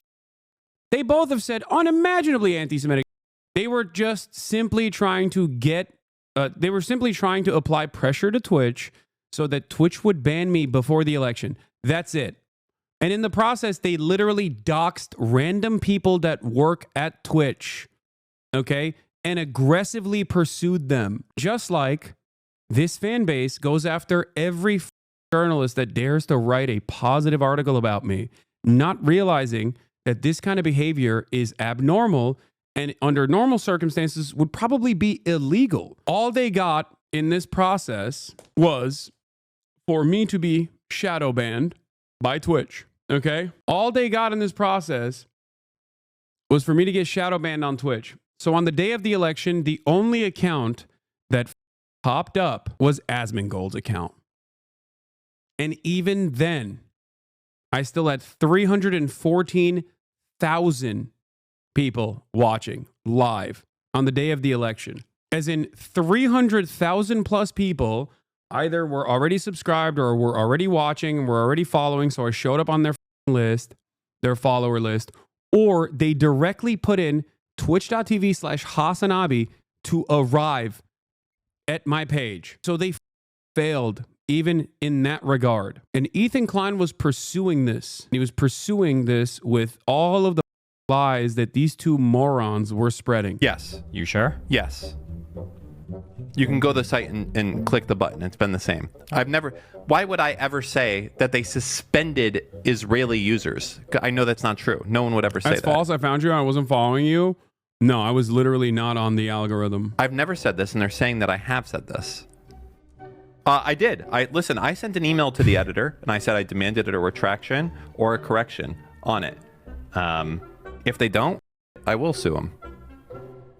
Oh, no, wait, hold on. Forget I delete this part of the VOD. Okay. Your email does say that. No way. Even more troubling, Twitch previously suspended all Israeli accounts for a year without public acknowledgement or explanation. All right, well, never mind then. All right, we'll just trim that part out of the VOD. Well, there it is. Even more troubling, Twitch previously suspended all his... They sent these out to every advertiser. Twitch has every right, if they chose to do so, to sue the out of these people. They actively brigaded using their Discord server. Here's some emails, an example template. It's preferred if you deviate from it as much as possible. Subject, urgent concern regarding upcoming appearance with Hasan Piker, and then a whole bunch of emails. Dear CNN, I'm writing to bring an urgent concern to your attention regarding an upcoming appearance scheduled with Hasan Piker. It has come to my attention that Hasan Piker is known for promoting anti-Semitic views and expressing support for terrorism-related activities. Oh, bro, please get a job, brother. Get a job, dog. That's crazy. They have brigading email templates, man, which the Bloomberg article that they're reading actually notes. Okay. They had to delete all of the Hasan posts from their subreddit for the time period because they were worried that their subreddit was going to get banned for also actively brigading and literally writing, sending out botted emails to every advertiser saying that I was the arch anti-Semite. They're already posting the socials of the Slate hosts on Reddit. Yeah, I don't think these guys understand. You cannot behave like a cyber terrorist like this, okay? Inevitably, you're going to piss off the wrong people. Why don't you sue? I'm a public person, okay? You guys are delusional. You don't understand how litigation in America, especially for slander and things like this, work. The standard is incredibly, unimaginably high for someone who is a public personality. Okay? Especially in America, because you also have to prove malicious, you have to prove malice as well. Which, ironically enough, these guys are so stupid because they were doing it in broad daylight that they actually do have a case for defamation. They do have a case for defamation because they have actually openly admitted to malice on camera like 1 million times. What is this? You spooked Ethan live? Let me just out of context would be to talk to me face to face instead of just watching me on a 30-second delay on your stream. Wait, that's what I'm... Wait. How does he know I'm watching already? You as a non-lawyer probably don't know enough to say that. No, man. You have to prove intent. Like you have to prove that this person is willingly and knowingly misrepresenting the truth. And then also on top of that, you have to show damages. It's a very complicated process. And the standards are unimaginably high for a public person. Okay? I'm not interested in engaging in litigation anyway. Like, I'm not going to sit here and show like a direct, try to compile exactly how I have been wronged and harmed. I don't give a, especially because I just explained to you that, especially because I literally explained to you. Yeah, I know. Ethan literally said, I want Hasan to lose everything. That's malice. He went on to describe, he wants you to lose, which is your career, money, and livelihood. Yeah. Also, I do think it's kind of loser shit. I mean, I haven't done it to Sex Pestiny. Once again, two things I always say. Judge me by my enemies, and history will vindicate me, okay? I think a lot of these people end up themselves over because all of that bad, toxic vibes, all of those awful vibes inevitably end up crumbling the empire you've built for yourself. That's not what malice means in the law. It's an intentional wrongful act, not just I hate the guy. Hasan, why would someone want to hate someone this much? Is he mentally ill? I mean, I don't know what it is, but I do think that I genuinely have a way. I think I genuinely do have a way of making people terrified, or I mean, making people completely unhinged. What is this? Ethan opens Hasan stream, finds out he's fact checking, closes the stream. He actually talked to me where he can't clip me out of context. Bro, you are so pathetic. Is he too afraid? It's actually... This is fact checking, by the way. This isn't like someone else's opinions on the nuke. Uh-huh. Whatever. So stupid. Oh, so stupid. Let's just move away. Oh, so stupid. I don't fact check, please. Yeah. God forbid you show in real time any number of different lies that you told to your audience about Israel's history. Okay. Not even just like me out of context or anything like that, but just lies you've told about Israel, Israeli history in general. Oh no, they might accidentally learn something. They might accidentally learn the truth. Oh, how far the mighty have fallen from doing this to Steven Crowder to basically becoming the Steven Crowder. Thinks is an odd coincidence. They were never... Global Jihad Day! Twitch banned all Jews in the world on Global Jihad Day! So, what actually happened? According to this article, what happened is Khaled Mashal, the former political bureau chairman of Hamas, called for what he called a day of jihad, which was not a day of calling for terrorism or something. He said a day of general mobilization in the Arab and Islamic world. And I used to be a fan of both of you, and the longer it's been, the more I'm realizing that you're right and Ethan is just lying. I felt very gaslit at first. Yeah, so the problem here is there are still plenty of people in Ethan's camp that are literally progressive people, wonderful people. They're just completely duped by the very carefully crafted echo chamber that Ethan has cultivated in a way where he is basically presenting complete falsehoods, not only about myself, but more importantly about Israeli history. Okay? And I think the second part of that is significantly more important than just him being like, you're a Semite, blah, blah, blah. I've heard that a million times over. There are thousands of people out there who legitimately think I am the arch terrorist. Okay? There are thousands of people who, I mean, I've gotten targeted by the ADL. They still target me. I've gotten targeted by Apex attack dog Richie Torres. Okay? That's not an issue. You're not that smart. Drugs Hasanabi, you're not that smart, to be honest. Who? Name one.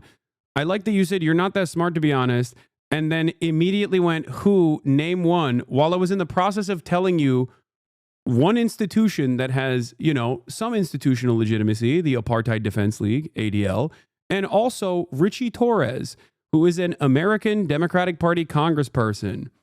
So I don't know if I'm the stupid one, because I call myself stupid all the time, but I feel like you might be a little bit stupider than me. Okay? Oh, who could forget? Random psycho living in Long Island. My brother's an H3 fan and he doesn't like you. I don't think his politics are bad. I just think he's annoying. And even he knows something is up. Every time he talks about you, he knows something is missing in this conversation. At least a small part of it is that me, his sister, wouldn't be watching you if what Ethan said was true. And among the free people of the world, a day to rally support, off-radar, and participate actively. It is a day to demonstrate our love for Palestine, Jerusalem, and Al-Aqsa. He also appealed for donations to assist Gaza, which was currently experiencing an Israeli military incursion. Now, this was spun by far-right Zionist genocidal conspiracy theorists into being like a yearly holiday in which Global Jihad Day is celebrated and which like everyone does terrorist attacks to celebrate it or something. And this conspiracy theory took the words of someone calling for protests, pro-Palestine protests, and they spun that into being like a global day. Kaya was crying and clawing at the door because I think she needed to go out and poop. Day of jihad, a phrase that he did not use, and then this led to real life attacks and threats against Muslims, and then this led to this Zionist idiot who Ethan Klein just uncritically cites, claiming that there exists a global day of jihad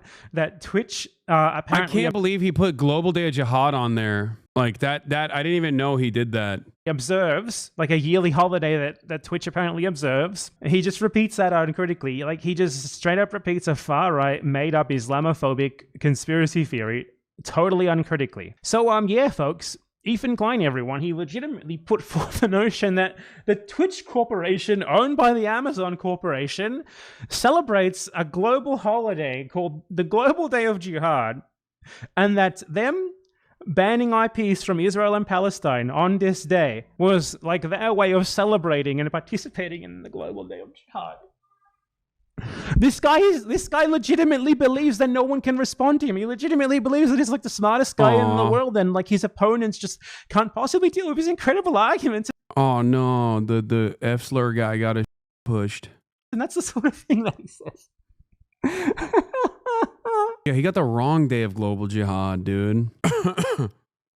That's his problem. Didn't realize it was a blessing. It was you. It was that you were ignoring this clown. Ethan is exhausting. I mean, the reason why I ignored it is not because he had anything brilliant to say. The reason why I ignored it is because I know how he operates. He's just gonna, if I reacted to it on stream, he was literally gonna clip out of context as he's done to the minimal amount of things that I've responded to already, where he will just cut it out of context and then be like, what's he even saying? What's he even saying? He's done that like 3 times now. Why the would I ever not directly talk to you if you're just going to keep cycling clips out of the sex pestiny subreddit over and over and over again to make it seem like I'm just being crazy? You seem most pissed the general public doesn't agree with him at all. Yeah, he literally reacted to a clip that was cut maliciously and went, I don't understand. What is he even saying? This doesn't make sense. Anyway, ultimately, I think his audience is getting annoyed with this anyway. Like, that's why they're leaving in droves. So all you can do is resort to Instagram stories over and over again. Ridiculous, petty shit. I just don't think that... I wonder why he's so afraid. When the title changed from Justin Bieber to a Hasan thumbnail, yeah. His audience doesn't like this shit either. They probably think it's annoying. Please watch his Anne Frank one because that's the grossest one that he did. Okay, you guys are literally making me slowly but surely watch every piece of this content puke by making me watch different BadEmpanada videos of him covering it. Well, I'd just like to go over another ridiculous talking point from Ethan Klein's content puke. Haha, I'm very funny, aren't I? Oh. What started the hate with you and him? I don't hate Ethan, even after all this I don't. I mean this sincerely. I hope he gets help. I'm not joking when I say this. I want him to get better. Why doesn't he just leave you alone? Hurt ego paired up with an inability to recognize that like his own community turned on him because of his positions on Israel, and also because I think drama is how he makes his money. I'm not the first co-host that he has like literally pursued in this insane way for years and years. Ethan doesn't have any content if he doesn't have any enemies, okay? And for the most part, I think it was like usually a lot of his villains in his universe were objectively bad people. You're also discrediting that his wife probably dislikes you more and is pushing him to do this. Yeah, I think that's part of the reason why people weren't like looking at this stuff in the same way. I don't think he's ever vilified a person that wasn't like a Keemstar, you know what I mean? But it is kind of weird that this is not the first time this has happened. This is the second time this has happened where he just like makes content out of just like people he's shitting on or people that he previously collaborated with. Thanks for warning us of a waste of an episode today will be. The show is not turning despite these comments. Ethan has always stood up for what he believed on multiple accounts. Enough with the Hasan stuff, please. Completely unwatchable these days. Y'all, this shit is so boring. Please stop. I haven't watched it in months because of this stuff. Jesus, man, move the on. Like, live your life. Just do the podcast normally. Get better soon, Ethan. We are praying for you. As a former fan, I don't know, the podcast feels sad vibes lately. Man, I love the show. I haven't complained about the content since I watched, but I skipped out on so many episodes lately because it's all Hasan. I miss the fun goofs and gaffs of the crew. Yeah, when I said he should go back to doing goofs and gaffs, I wasn't... When I said he should go back to doing goofs and gaffs, I wasn't actually talking to diminish him. I wasn't talking the shit on him. I was saying that because I legitimately think if he just stopped doing this shit and went back to goofs and gaffs, he would inevitably rebuild his audience. And it's funny because like all the stuff that he did to Ryan Kavanaugh, he has basically become Ryan Kavanaugh. That's what's so wild about it. And what's extra wild is that his audience doesn't realize that he has literally become the Ryan Kavanaugh of this equation. And I didn't even do anything for him to get to this point. Who's Ryan Kavanaugh? He's like, also, what is this photoshopping, dude?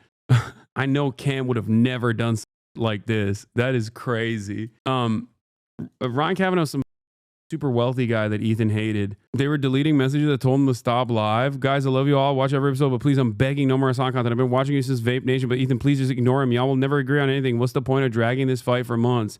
Go back to the goofs and gaffs, brother. This show's turning into shit, dog. Oh, brother, not this again. Enough with the Hasan stuff. We're so over it, bro. This is embarrassing. At some point, production has to see that this is going to hurt their livelihoods down the line if Ethan keeps rehashing this shit. I think he's in a weird predicament where if he stops this, he's going to lose out on all the Keemstar and like Sex Pestiny fans that come in for the Hasan content. Okay. If he does anything else, because he's like already hemorrhaged a lot of his base of support, he's going to experience even more loss. But ironically, the remaining like foot soldier fan base that's like somewhat progressive and still believes that Ethan is actually doing this because it's valid, because like I'm the number one anti-Semite on the planet or something. Those people are slowly but surely going, okay, dude, like, sure, we get it. Hasan is the most evil person on the planet, but Jesus Christ. A predictable situation. If I were to unironically spend this much time on Ethan, if I were to spend this much time, as much time as Ethan has spent on me, if I were to my life up and spend every waking moment watching, the million different Ethan Klein videos that exists out there, rehashing all the shit that he's done throughout many, many years in the least charitable way possible. Yeah, initially, I think I would probably get a bunch of people who despise him. There are a lot of them online. There are a lot of people who despise me online as well. They would come in to the audience. But if I were to repeat that over and over again for a year, okay? If I were to repeat that over and over again for a year, the adults in my community would probably be like, what? Dude, shut the up about Ethan. Who gives a shit, dude? You're a goddamn political commentator. And for Ethan, it's like, he's supposed to be a comedian, no? Am I crazy? I thought that's what he was. Man, people would unironically leave after like the 8th time I did it. Because like, where did the goofs and gaffs go? Are you an activist? If you're an activist, what's your activism? What? Attacking a progressive content creator when there's a sea of fascists out there hyper-focusing every waking moment on this dude because he correctly pointed out that Israel's an apartheid state and currently doing a genocide? What an insane thing to try to maintain your position as a progressive, or even more laughably, as a as a pro-Palestinian content creator. and doing that this whole time. Goofs and gaffs. Chat is brigading Ethan posts now. I thought you were above that. What do you mean brigading Ethan posts? These are from 4 hours ago, dumbass. Like, this person doesn't even follow me. None of these people follow me. This person might.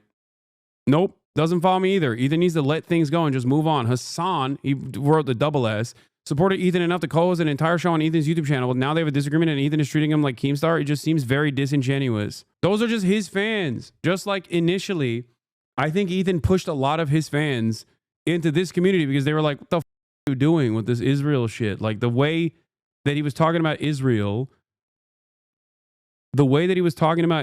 was not meeting the standards that his progressive audience had. I've never watched Leftovers. I deadass thought Ethan did like celebrity content and stuff like that. Yeah, he did. He used to. And then he did politics for a little bit. And then he was like, I'm not going to do this. I'm not cut out for this. And then he thought, no, actually, I am cut out for this, but only from the perspective of saying Hasan sucks. That's his only politics, is just like actively spitting out whatever the gets from the Sex Pestiny subreddit. In my defense, that is at least a bit better joke than any joke Ethan Klein has ever made. So in this video, Ethan Klein claims that the reason why Anne Frank is admired and like thought of and like mourned so much is because she didn't do violence in response to being genocided. Let's watch. Withstood genocide, right? Like he is a person whose only experience is like, it's literally like talking to Anne Frank, basically. Okay, being able to talk to Anne Frank in real time. To quote Anne Frank, I keep my ideals because in spite of everything, I still believe that people are really good at heart. Anne Frank... I'd just like to be clear, Anne Frank is wrong there. The Nazis who massacred her and her family were not good at heart. Continues to inspire generations of people because in the face of a genocide that eventually took her... That's crazy, dude. What do you mean? He was making fun of your hoof shoes? That was the most valid shit I've heard only? Okay. First of all, Margiela Tabbies, that's wearable art, okay? And her entire family's life, except for her dad. She refused to give in to hate, malice, and violence. And then there's this guy.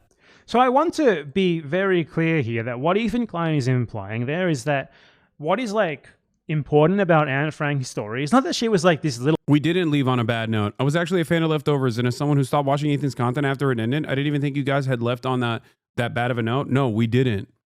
This shit popped off like a year later because I think he never gave up on basically talking about Israel every now and then whenever like shit was popping off. And his audience, every time he talked about it, would understandably push back and be like, what are you saying, dude?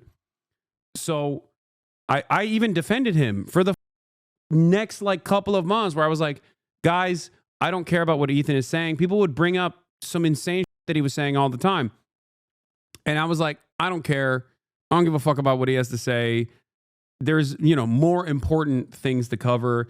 And also that like, I kept saying, and now I know, boy, was I wrong.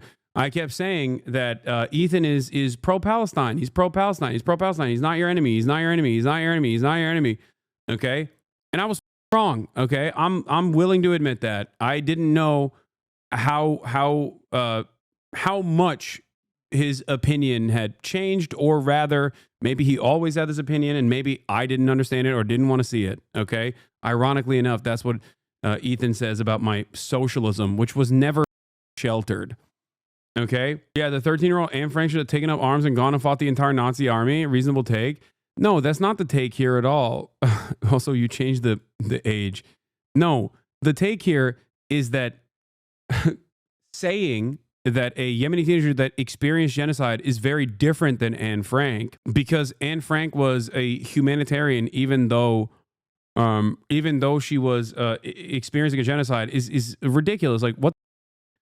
It's like saying the people that did the Warsaw Ghetto Uprising were in the wrong.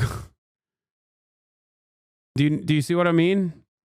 Like, can you imagine Ethan being like, the people that are in the Warsaw Ghetto Uprising were in the wrong for fighting against the Nazi occupation, fighting against their Nazi concentration camp guards? Like, that's insane. Little child who tried to hide from a genocide and was eventually found and tragically massacred by genocidal Nazis for nothing more than her race. But it seems that Ethan Klein legitimately is implying here that if Anne Frank had like actually fought back, if she had hated the people who were trying to massacre her and like everyone who happened to share an ethnicity with her, that would have delegitimized her, that she would not be famous or anything, that would have delegitimized her, that she would not have merited being famous or anything, and that it's like delegitimizing for people who are victims but who do hate their oppressors and who do want to fight back against them to do so. So basically the implication is that if Anne Frank had fought back, then she would have deserved it.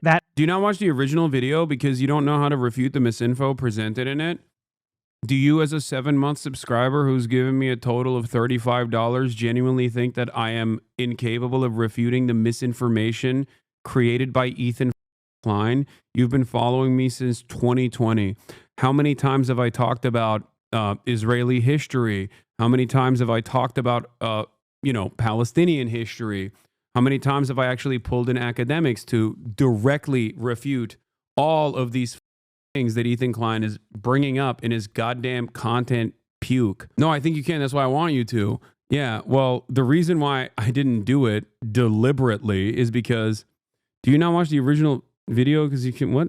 Good Epstein video by Willie Mack. Ew, dude. It's not like while I'm watching BadEmpanada and giving him a shout out because I think he did great work on this. I'm not refuting in real time what the many different instances of misinformation Ethan has presented. Yeah, Willie Sloptube voluntarily posting a Willie Sloptube video in the chat. Jesus Christ. That resistance to racial genocide is bad, and the only virtuous thing to do in the face of it is to not fight back and just sort of hide or kind of lie down and just hope they don't come for you. I guess he really hated resistance groups who fought back against the Nazis who didn't lie down. That seems to be his mentality anyway. And that really sums it up, and I think it explains really well why he hates people who fight back against Israel in any way, whether it's protest, donations, blockades, or actual resistance, so much. That's his mentality. Summarized perfectly. All right. I think that's good enough. I don't know. I don't know what else he's like refuted in his video. And I also don't know what else Ethan has said in his video, with the exception of these clips that I have seen. But I will consistently repeat my position that I'm not watching it, but I will watch it with Ethan, alongside Ethan, if he would like me to do so. Okay.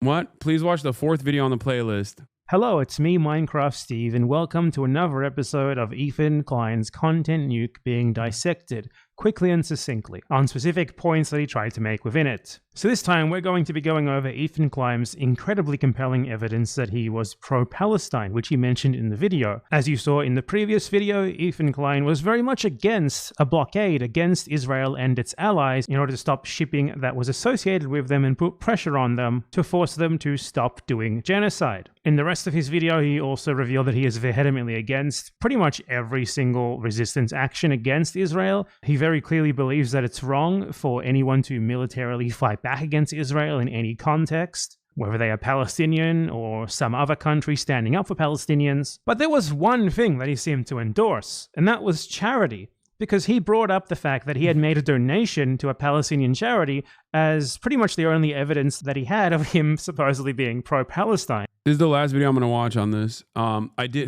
Ironically, I clicked on this because I wanted to hear what his opinion on the war on Ukraine was. And then we sidestepped into this massive black hole of whereas everything Ethan else content. Seems to point to the opposite. He was very proud of this, and he genuinely seemed to believe that mentioning this was evidence of him being pro-Palestinian. You know, a millionaire like him throwing $6,500 at something, which for him is nothing at all.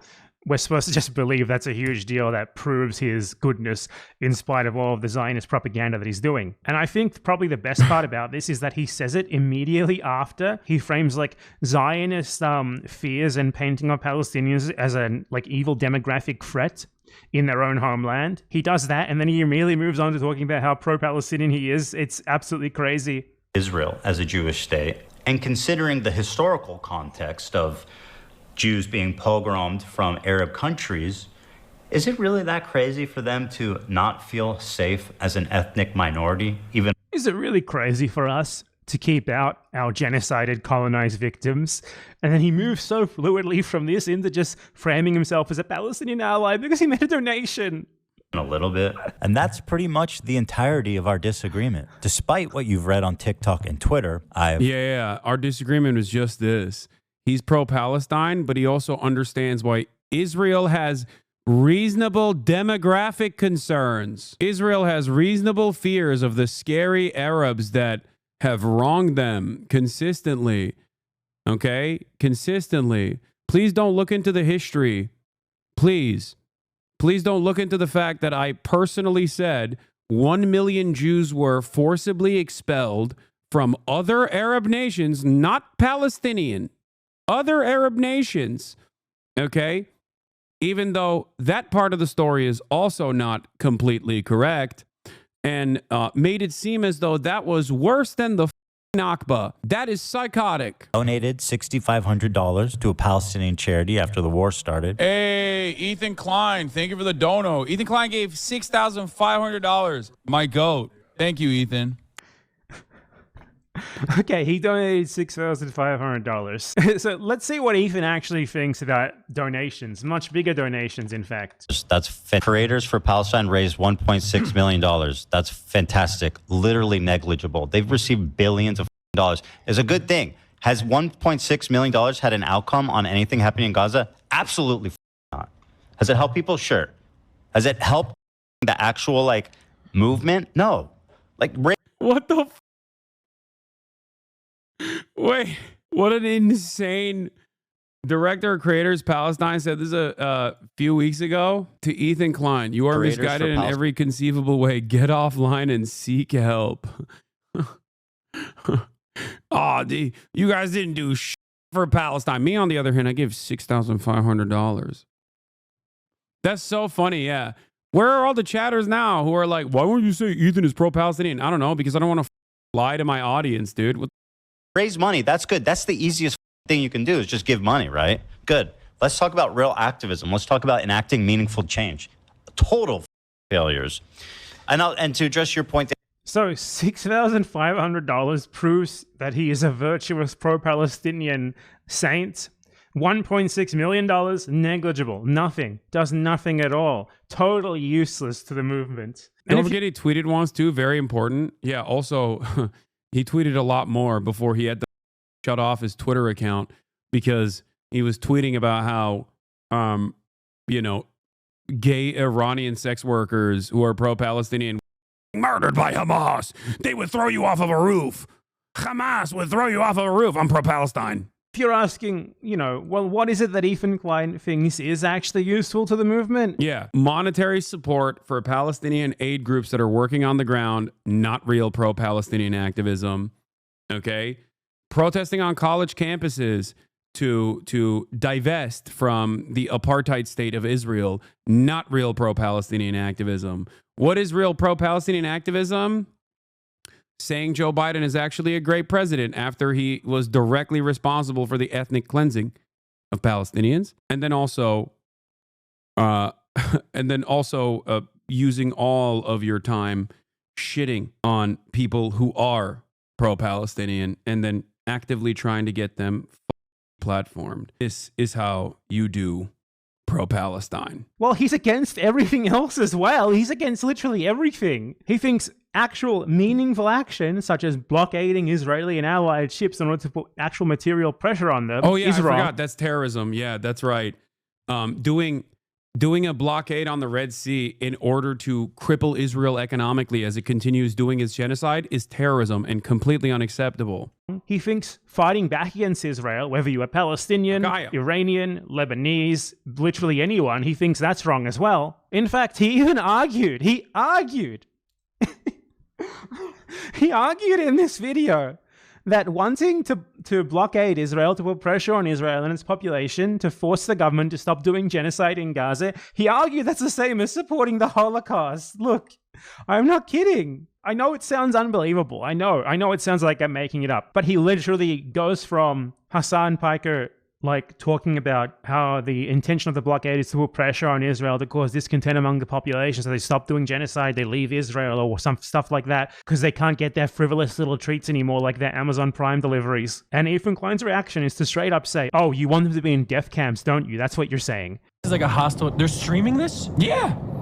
Yeah, they're flexing. What? And they're coming in hot with guns. Yeah, but you have to understand, this is a deterrence. Israeli society is going to start getting upset. They're going to be like, I can't get my treats. I can't get my Amazon Prime deliveries. What the fuck is going on? I hate this. Israel sucks. I'm leaving Israel. That's the goal. I find it disturbing that Hasan thinks that a slowdown of imports is going to cause Jews to flee Israel. He says Jews. Like, he's so excited to say the word Jews every time. 80% of Israelis were born there and do not have citizenship anywhere else. So where do you want them to go, Hasan? Back to Poland or back? By the way, unironically, a thing that I've never said, a thing that I've never advocated for, and something that BadEmpanada probably disagrees with me on. That is like the entire point of why I'm an advocate for the one-state solution.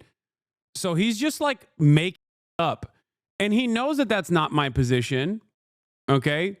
He knows that that is not my position at all because I've had this conversation with him. I've directly had this conversation with him about why I believe a one-state solution, okay? Flexing. You're saying Greece or some pressure like that because they can't get their frivolous little treats anymore like their Amazon Prime deliveries. And Ethan Klein's reaction is to straight up say, oh, you want them to be in death camps, don't you? That's what you're saying. This is like a hostile... They're streaming this? Yeah. Yeah, they're flexing. What? And they're coming in hot with guns. Yeah, but you have to understand, this is a deterrence. Israeli society is going to start getting upset. They're going to be like, I can't get my treats. I can't get my Amazon Prime deliveries. What the is going on? I hate this. Israel sucks. I'm leaving Israel. That's the goal. I find it disturbing that Hasan thinks that a slowdown of imports is going to cause Jews to flee Israel. He says Jews. Wait, first of all, that did happen. That literally did happen. That straight up happened. Yes. When you are adjusted to a life of privilege and those treats are taken away from you, that has an economic impact, okay? And when that has an economic impact born out of this blockade and the economic pressure created by this blockade, which is, by the way, infinitely painless in comparison to a literal genocide, okay? Remember that. And yeah, you actually cause pressure on the country to change trajectory. Like, he's so excited to say the word Jews every time. 80% of Israelis were born there and do not have citizenship anywhere else. So where do you want them to go, Hasan? Back to Poland or back? Yeah, that's what I meant. Yeah, that's what I said. Shut up. That's so stupid. Bro, oh my God. I forget how stupid the average American is. I feel like the dumbest you know, the dumbest motherfucker you know is watching this and going, yeah, this guy is a bad guy. This is a song guy. He flashed the picture of the Auschwitz death camp. Like, so donations don't count. Donations aren't real activism. That's not effective. That doesn't help the movement. Also, you can't do a blockade against a country actively doing genocide because that might cause some of the people there to want to immigrate when they can't get their treats anymore, and that's tantamount to the Holocaust. Also, he's against literally any military action or resistance against Israel, no matter what, no matter who. He's just against all of it. Let's take a look at what Ethan and Hila Klein, his terrorist wife, think about protests for Palestine, like just normal protests, you know, nothing else. Like, don't forget that he says BDS is also anti-Semitic, so that's not appropriate activism either. Yeah, we should get our notes from Ethan Klein on what the appropriate way to protest Israel's apartheid and genocide should be. Can't do BDS, can't do college campus protests, can't actually implement a blockade, okay? What else? Can't even explain the context behind how militancy in the form of resistance exists, like Hamas, Hezbollah, and the like, because then that's, oh, God forbid, oh, you're scary, you're terrorist. Okay? Write it down quick. You can give $6,500 to a charity so that you can say that you're pro-Palestine in perpetuity, but you can't raise more than $6,500 because if you raise $1.6 million and you're pro-Palestine, then at that point it's actually bad. Let me think. It doesn't seem like there's any option. Can't say from the river to the sea, Palestine will be free as well, by the way. What's on my shirt? That's anti-Semitic. Remember how Ethan and I had this argument? I forgot. He actually said that. He said that that was, You know, you have to understand why Israelis think this is a scary slogan. From the river to the sea. Terrorist groups use it. And so, like, there are reasons, whether you agree with them or not, you're justified Hamas to says disagree. free Palestine as well. Does that mean free Palestine means eradication of Jews? It's in their charter too. No, it doesn't mean that. Okay, what's the difference then? I mean, obviously the context matters, right? Some people mean it that way. That's what I said. That's what I said. I don't think that, because from the river to the sea, in the saying itself, is people interpret it as the annihilation of Israel. That's how people see it. Okay, when you want to understand what Black Lives Matter means, do you go to white people to ask them, or do you go to black people and ask them what it means? Who do you listen to? Say what? When you want to understand the purpose behind a slogan, do you go and ask what white people think about Black Lives Matter, or do you ask black people what they mean when they say Black Lives Matter? I guess I would probably just ask anyone involved in that movement. I don't know. Okay, that's great. Are there black people in the Black Lives Matter movement that like legitimately hate white people and like maybe want to even kill them? I'm sure there are. There's one. You can find one of everything, okay? Like, does that change the broader movement and the morality behind Black Lives Matter? Or does that change what people mean when they say Black Lives Matter? Black Lives Matter doesn't... Again, it's what's in the phrase, dude. Saying the thing is, like, saying Black Lives Matter doesn't insinuate that other lives don't matter. It's in the phrase, bro. I don't know what to tell you. From the river to the sea, Palestine will be free also doesn't feature from the river to the sea. We should destroy Israel and kill all the Jews. You're the one who's saying that is the secondary implication behind it. I guess the only way to protest Israel is to just be silent and talk about how, you know, wonderful and multicultural Israel is. He also made sure to mention on the pod where he bragged about donating that he's scared about donating because the money could go to Hamas. I guess there's not really anything you can do. You just got to send thoughts and prayers to the Palestinians. But hey, what if the thoughts and prayers that you're sending to the Palestinians is going to the wrong Palestinian? Other things that are anti-Semitic is when you have a long and extended crash out and consistently attack a vocal pro-Palestinian advocate alongside virtually every other vocal pro-Palestinian advocate, and then artists that have worked with you previously or worked with your wife previously decide, hey, this is a bridge too far. Completely removed from me. I don't know how this happened. I'm not involved in this process at all. Even that's anti-Semitic. That's got to be anti-Semitic. If you don't work with my wife, you're anti-Semitic. How could this have happened? How could this have happened? I'm so pro-Palestine. Why won't people understand I'm so pro-Palestine? Oh, also, you can't say, yeah, I mean, obviously is this actually the original account? Enjoy your drugs and being a sex worker. Hamas would kill you on the spot. Was this his OG account, or was this, am I getting baited? He said something along these lines, but I think this was the OG one. Oh, wait, I forgot. Hold on. Sorry. There's also some other stuff that's anti-Semitic. Being a fallen fan who is at odds with the way you present Israel.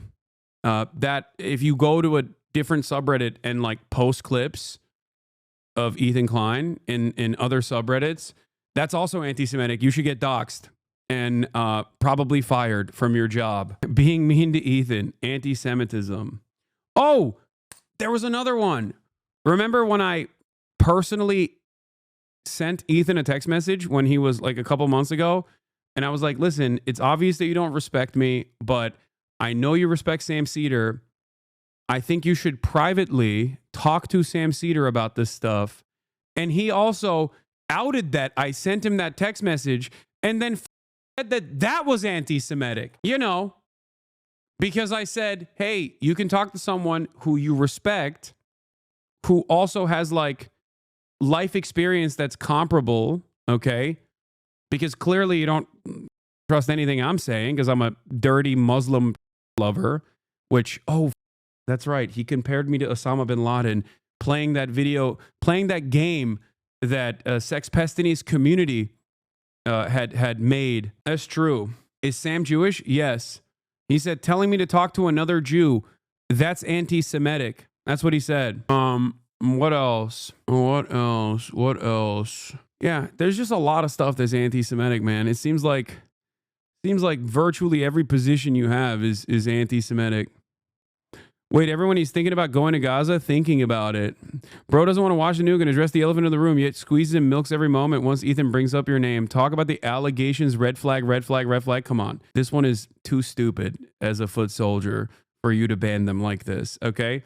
The thinking about going to Gaza thing is also kind of stupid because I was invited by literal journalists that work in Gaza, okay? And I unfortunately most likely will not be able to go because the people that I did talk to said that they could not give me security assurances that Israel would not kill me or anyone really, because Israel is not allowing Western journalists to enter the Gaza Strip, by the way. Think about that.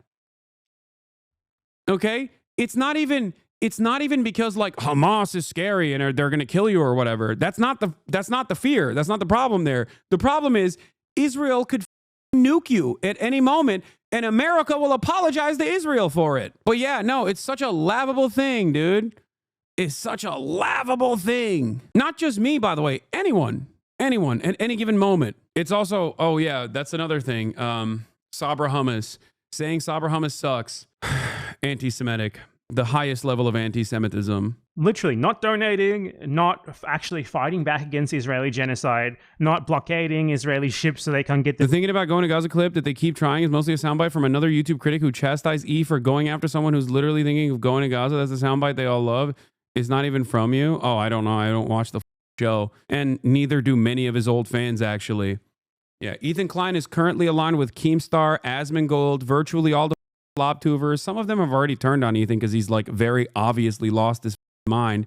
And who else? Sex Pestiny, the ADL, crazy. Their Amazon Prime deliveries because, you know, that would be the Holocaust. So let's check what they think about something as simple as protesting. But people who would like to criticize the army and Israel need to understand that it's a daily threat that something needs to happen about it. It's not like we have Palestinians are a daily threat. A choice. Do you find it ironic when there's these when you talk about privilege? Let's talk about someone who's going to UC Berkeley, paid by their parents $200,000. You got Myron defending you? No, he's not, dumbass. Get out of here. The notion that Myron is defending me is so funny because every time he literally, in between calling me the F slur or telling everyone that I'm bought by the Jews, he will literally reply to every single one of my tweets to be like, oh, it's time to admit you're bought by the Jews. I wonder why I don't voluntarily align myself with Myron in the way that Ethan Klein has aligned himself with the likes of Keemstar, as a matter of fact. Perhaps it's because I despise him and I'm not a anti-Semite. I'm at work, don't bully me. Yeah. That's the other side. That's the other side of the story, is that if Ethan was even remotely honest or decent about this, he would show the 7 million different instances where I have routinely talked about the charlatans that utilize, that actually utilize what Israel is doing to the Palestinians to actually spread their nefarious anti-Semitic propaganda. Or tuition on campus protesting Israel. Do you find that ironic? So privilege is not being an Israeli who lives at the expense, especially like Ethan, who chose to move to Israel, who lives at the expense of Palestinians every single day on their land, massacring them, oppressing them for your benefit. No. Privilege is protesting for those people. I do. When I lived in Israel, these are millionaires, by the way. I used to criticize Israel a lot. Yeah, me too, as an actually. Israeli. Yeah. As an Israeli. Only the people who benefit from the settler colonial project are allowed to criticize. I'm sorry for interjecting so much. It's just so bad. But when we moved here and I started to go on Reddit and stuff like that, and just being more aware of like the online criticism it's not just online, but it's not just online. Yeah, I just became more aware of like the criticism here of Israel and in general around the world. And it's really, I personally think it's so ironic. It's just like, I don't know, it's kids sitting here in like beautiful California criticizing, like you don't even know what you're talking about. Right. Yeah, totally. And I mean, it's easy. to reduce. It's funny because, like you said, when you're in Israel, you're super critical of the government. You're like, dude, no, you fucking aren't. You're expanding in the West Bank. That's bullshit. You know, the government is turning off water and Gaza, doing weird shit to control, make land grabs and stuff. Yeah. And that kind of stuff is like, yo, what are you guys doing? But when you come to Israel, and then what you hear is people criticize. They genuinely think the only people who should be allowed to say anything negative about their settler colonial project made for their racial benefit, Ethan even chose to move there. Again, I have to emphasize that he chose to move there and receive racial benefits just for an accident of his birth at the expense of Palestinians. They genuinely think the only people who should be allowed to criticize that are themselves. Criticizing national security and calling Israel like apartheid, and that they shouldn't have fences, or that Israel should be. You mean when you come here and you're here? Fences to keep your victims out. Fences to keep the people you stole your land from out. So they are against donations. 1.6 million is nothing, but $6,500, that's a lot when you need to leverage it to pretend that you're pro-Palestine for the purposes of making a Zionist propaganda video. Protests? That's the definition of privilege, buddy. Protesting for Palestine. Posting on the internet, criticizing Israel, that's also out. That's also, the definition of privilege, the definition of irony as well. Blockades, that's definitely out. Blockading Israel, boycotting it, sanctioning it, anything like that. That's tantamount to Auschwitz. It's like wanting to put Jews into concentration camps all over again. It's the Holocaust. And you better believe actually fighting back against Israel is even worse. The fighting back against Israel is like 10 Holocausts, basically. Ethan Klein has not seen a single pro-Palestinian act that he supports, but it's especially ironic that the only thing that he has to point to him apparently being pro-Palestinian is a little token donation that he made once, being a millionaire, an amount of money that's nothing for him, and then he comes out and belittles others who donated 246 times more than him. So yeah, what else is there to say? Hello, everyone. Yeah. If any of his viewers are still here, maybe cap it off with the Boston Marathon video. That might be too depressing. No, I'm not going to use that video. That is disgusting. No, the only way you can criticize Israel is by talking about Benjamin Netanyahu being bad. I forgot. That is appropriate. But like not so much. You know what I mean? Full context for his tweets that turned off his fandom back in the day. Enjoy your drugs and being a sex worker. Hamas would kill you on the spot. You are a ghoul. Freak. I'm the freak and ghoul, yet here you are, still refusing to criticize Hamas. I haven't killed any children or families or burned anyone alive lately. Who's the freak and the ghoul? Why do you have harsher words for me than Hamas? Was it hard to type that bullshit with one hand out to the thought of queer Muslims being murdered? Bro, I'm fully in your corner. What's wrong? What was I wrong about? This is the revolution you're supporting, right? Just don't go anywhere near Hamas because your life would 100% be in danger. Am I wrong? Genuinely? Ethan didn't know why they even called him BB. He literally didn't even know his name until recently. Shut up. Oh, also, while we're having this conversation, here's the real impact that this shit is having. I tweeted about another version of this that took place earlier today with Governor Kathy Hochul. But an important exchange of faculty facilitators who presented Dean Greenwich's counterproposal. Students pushed back, especially on the point about ID checks and fear-mongering around outside agitators. They also demanded transparency around whether or not the dean is collaborating with the pigs. They haven't used outside agitator narrative to call the police onto campus before. The students at Barnard are, I think, participating in a sit-in right now because they're expelling students. It's not even shocking that it's happening, but it is completely psychotic.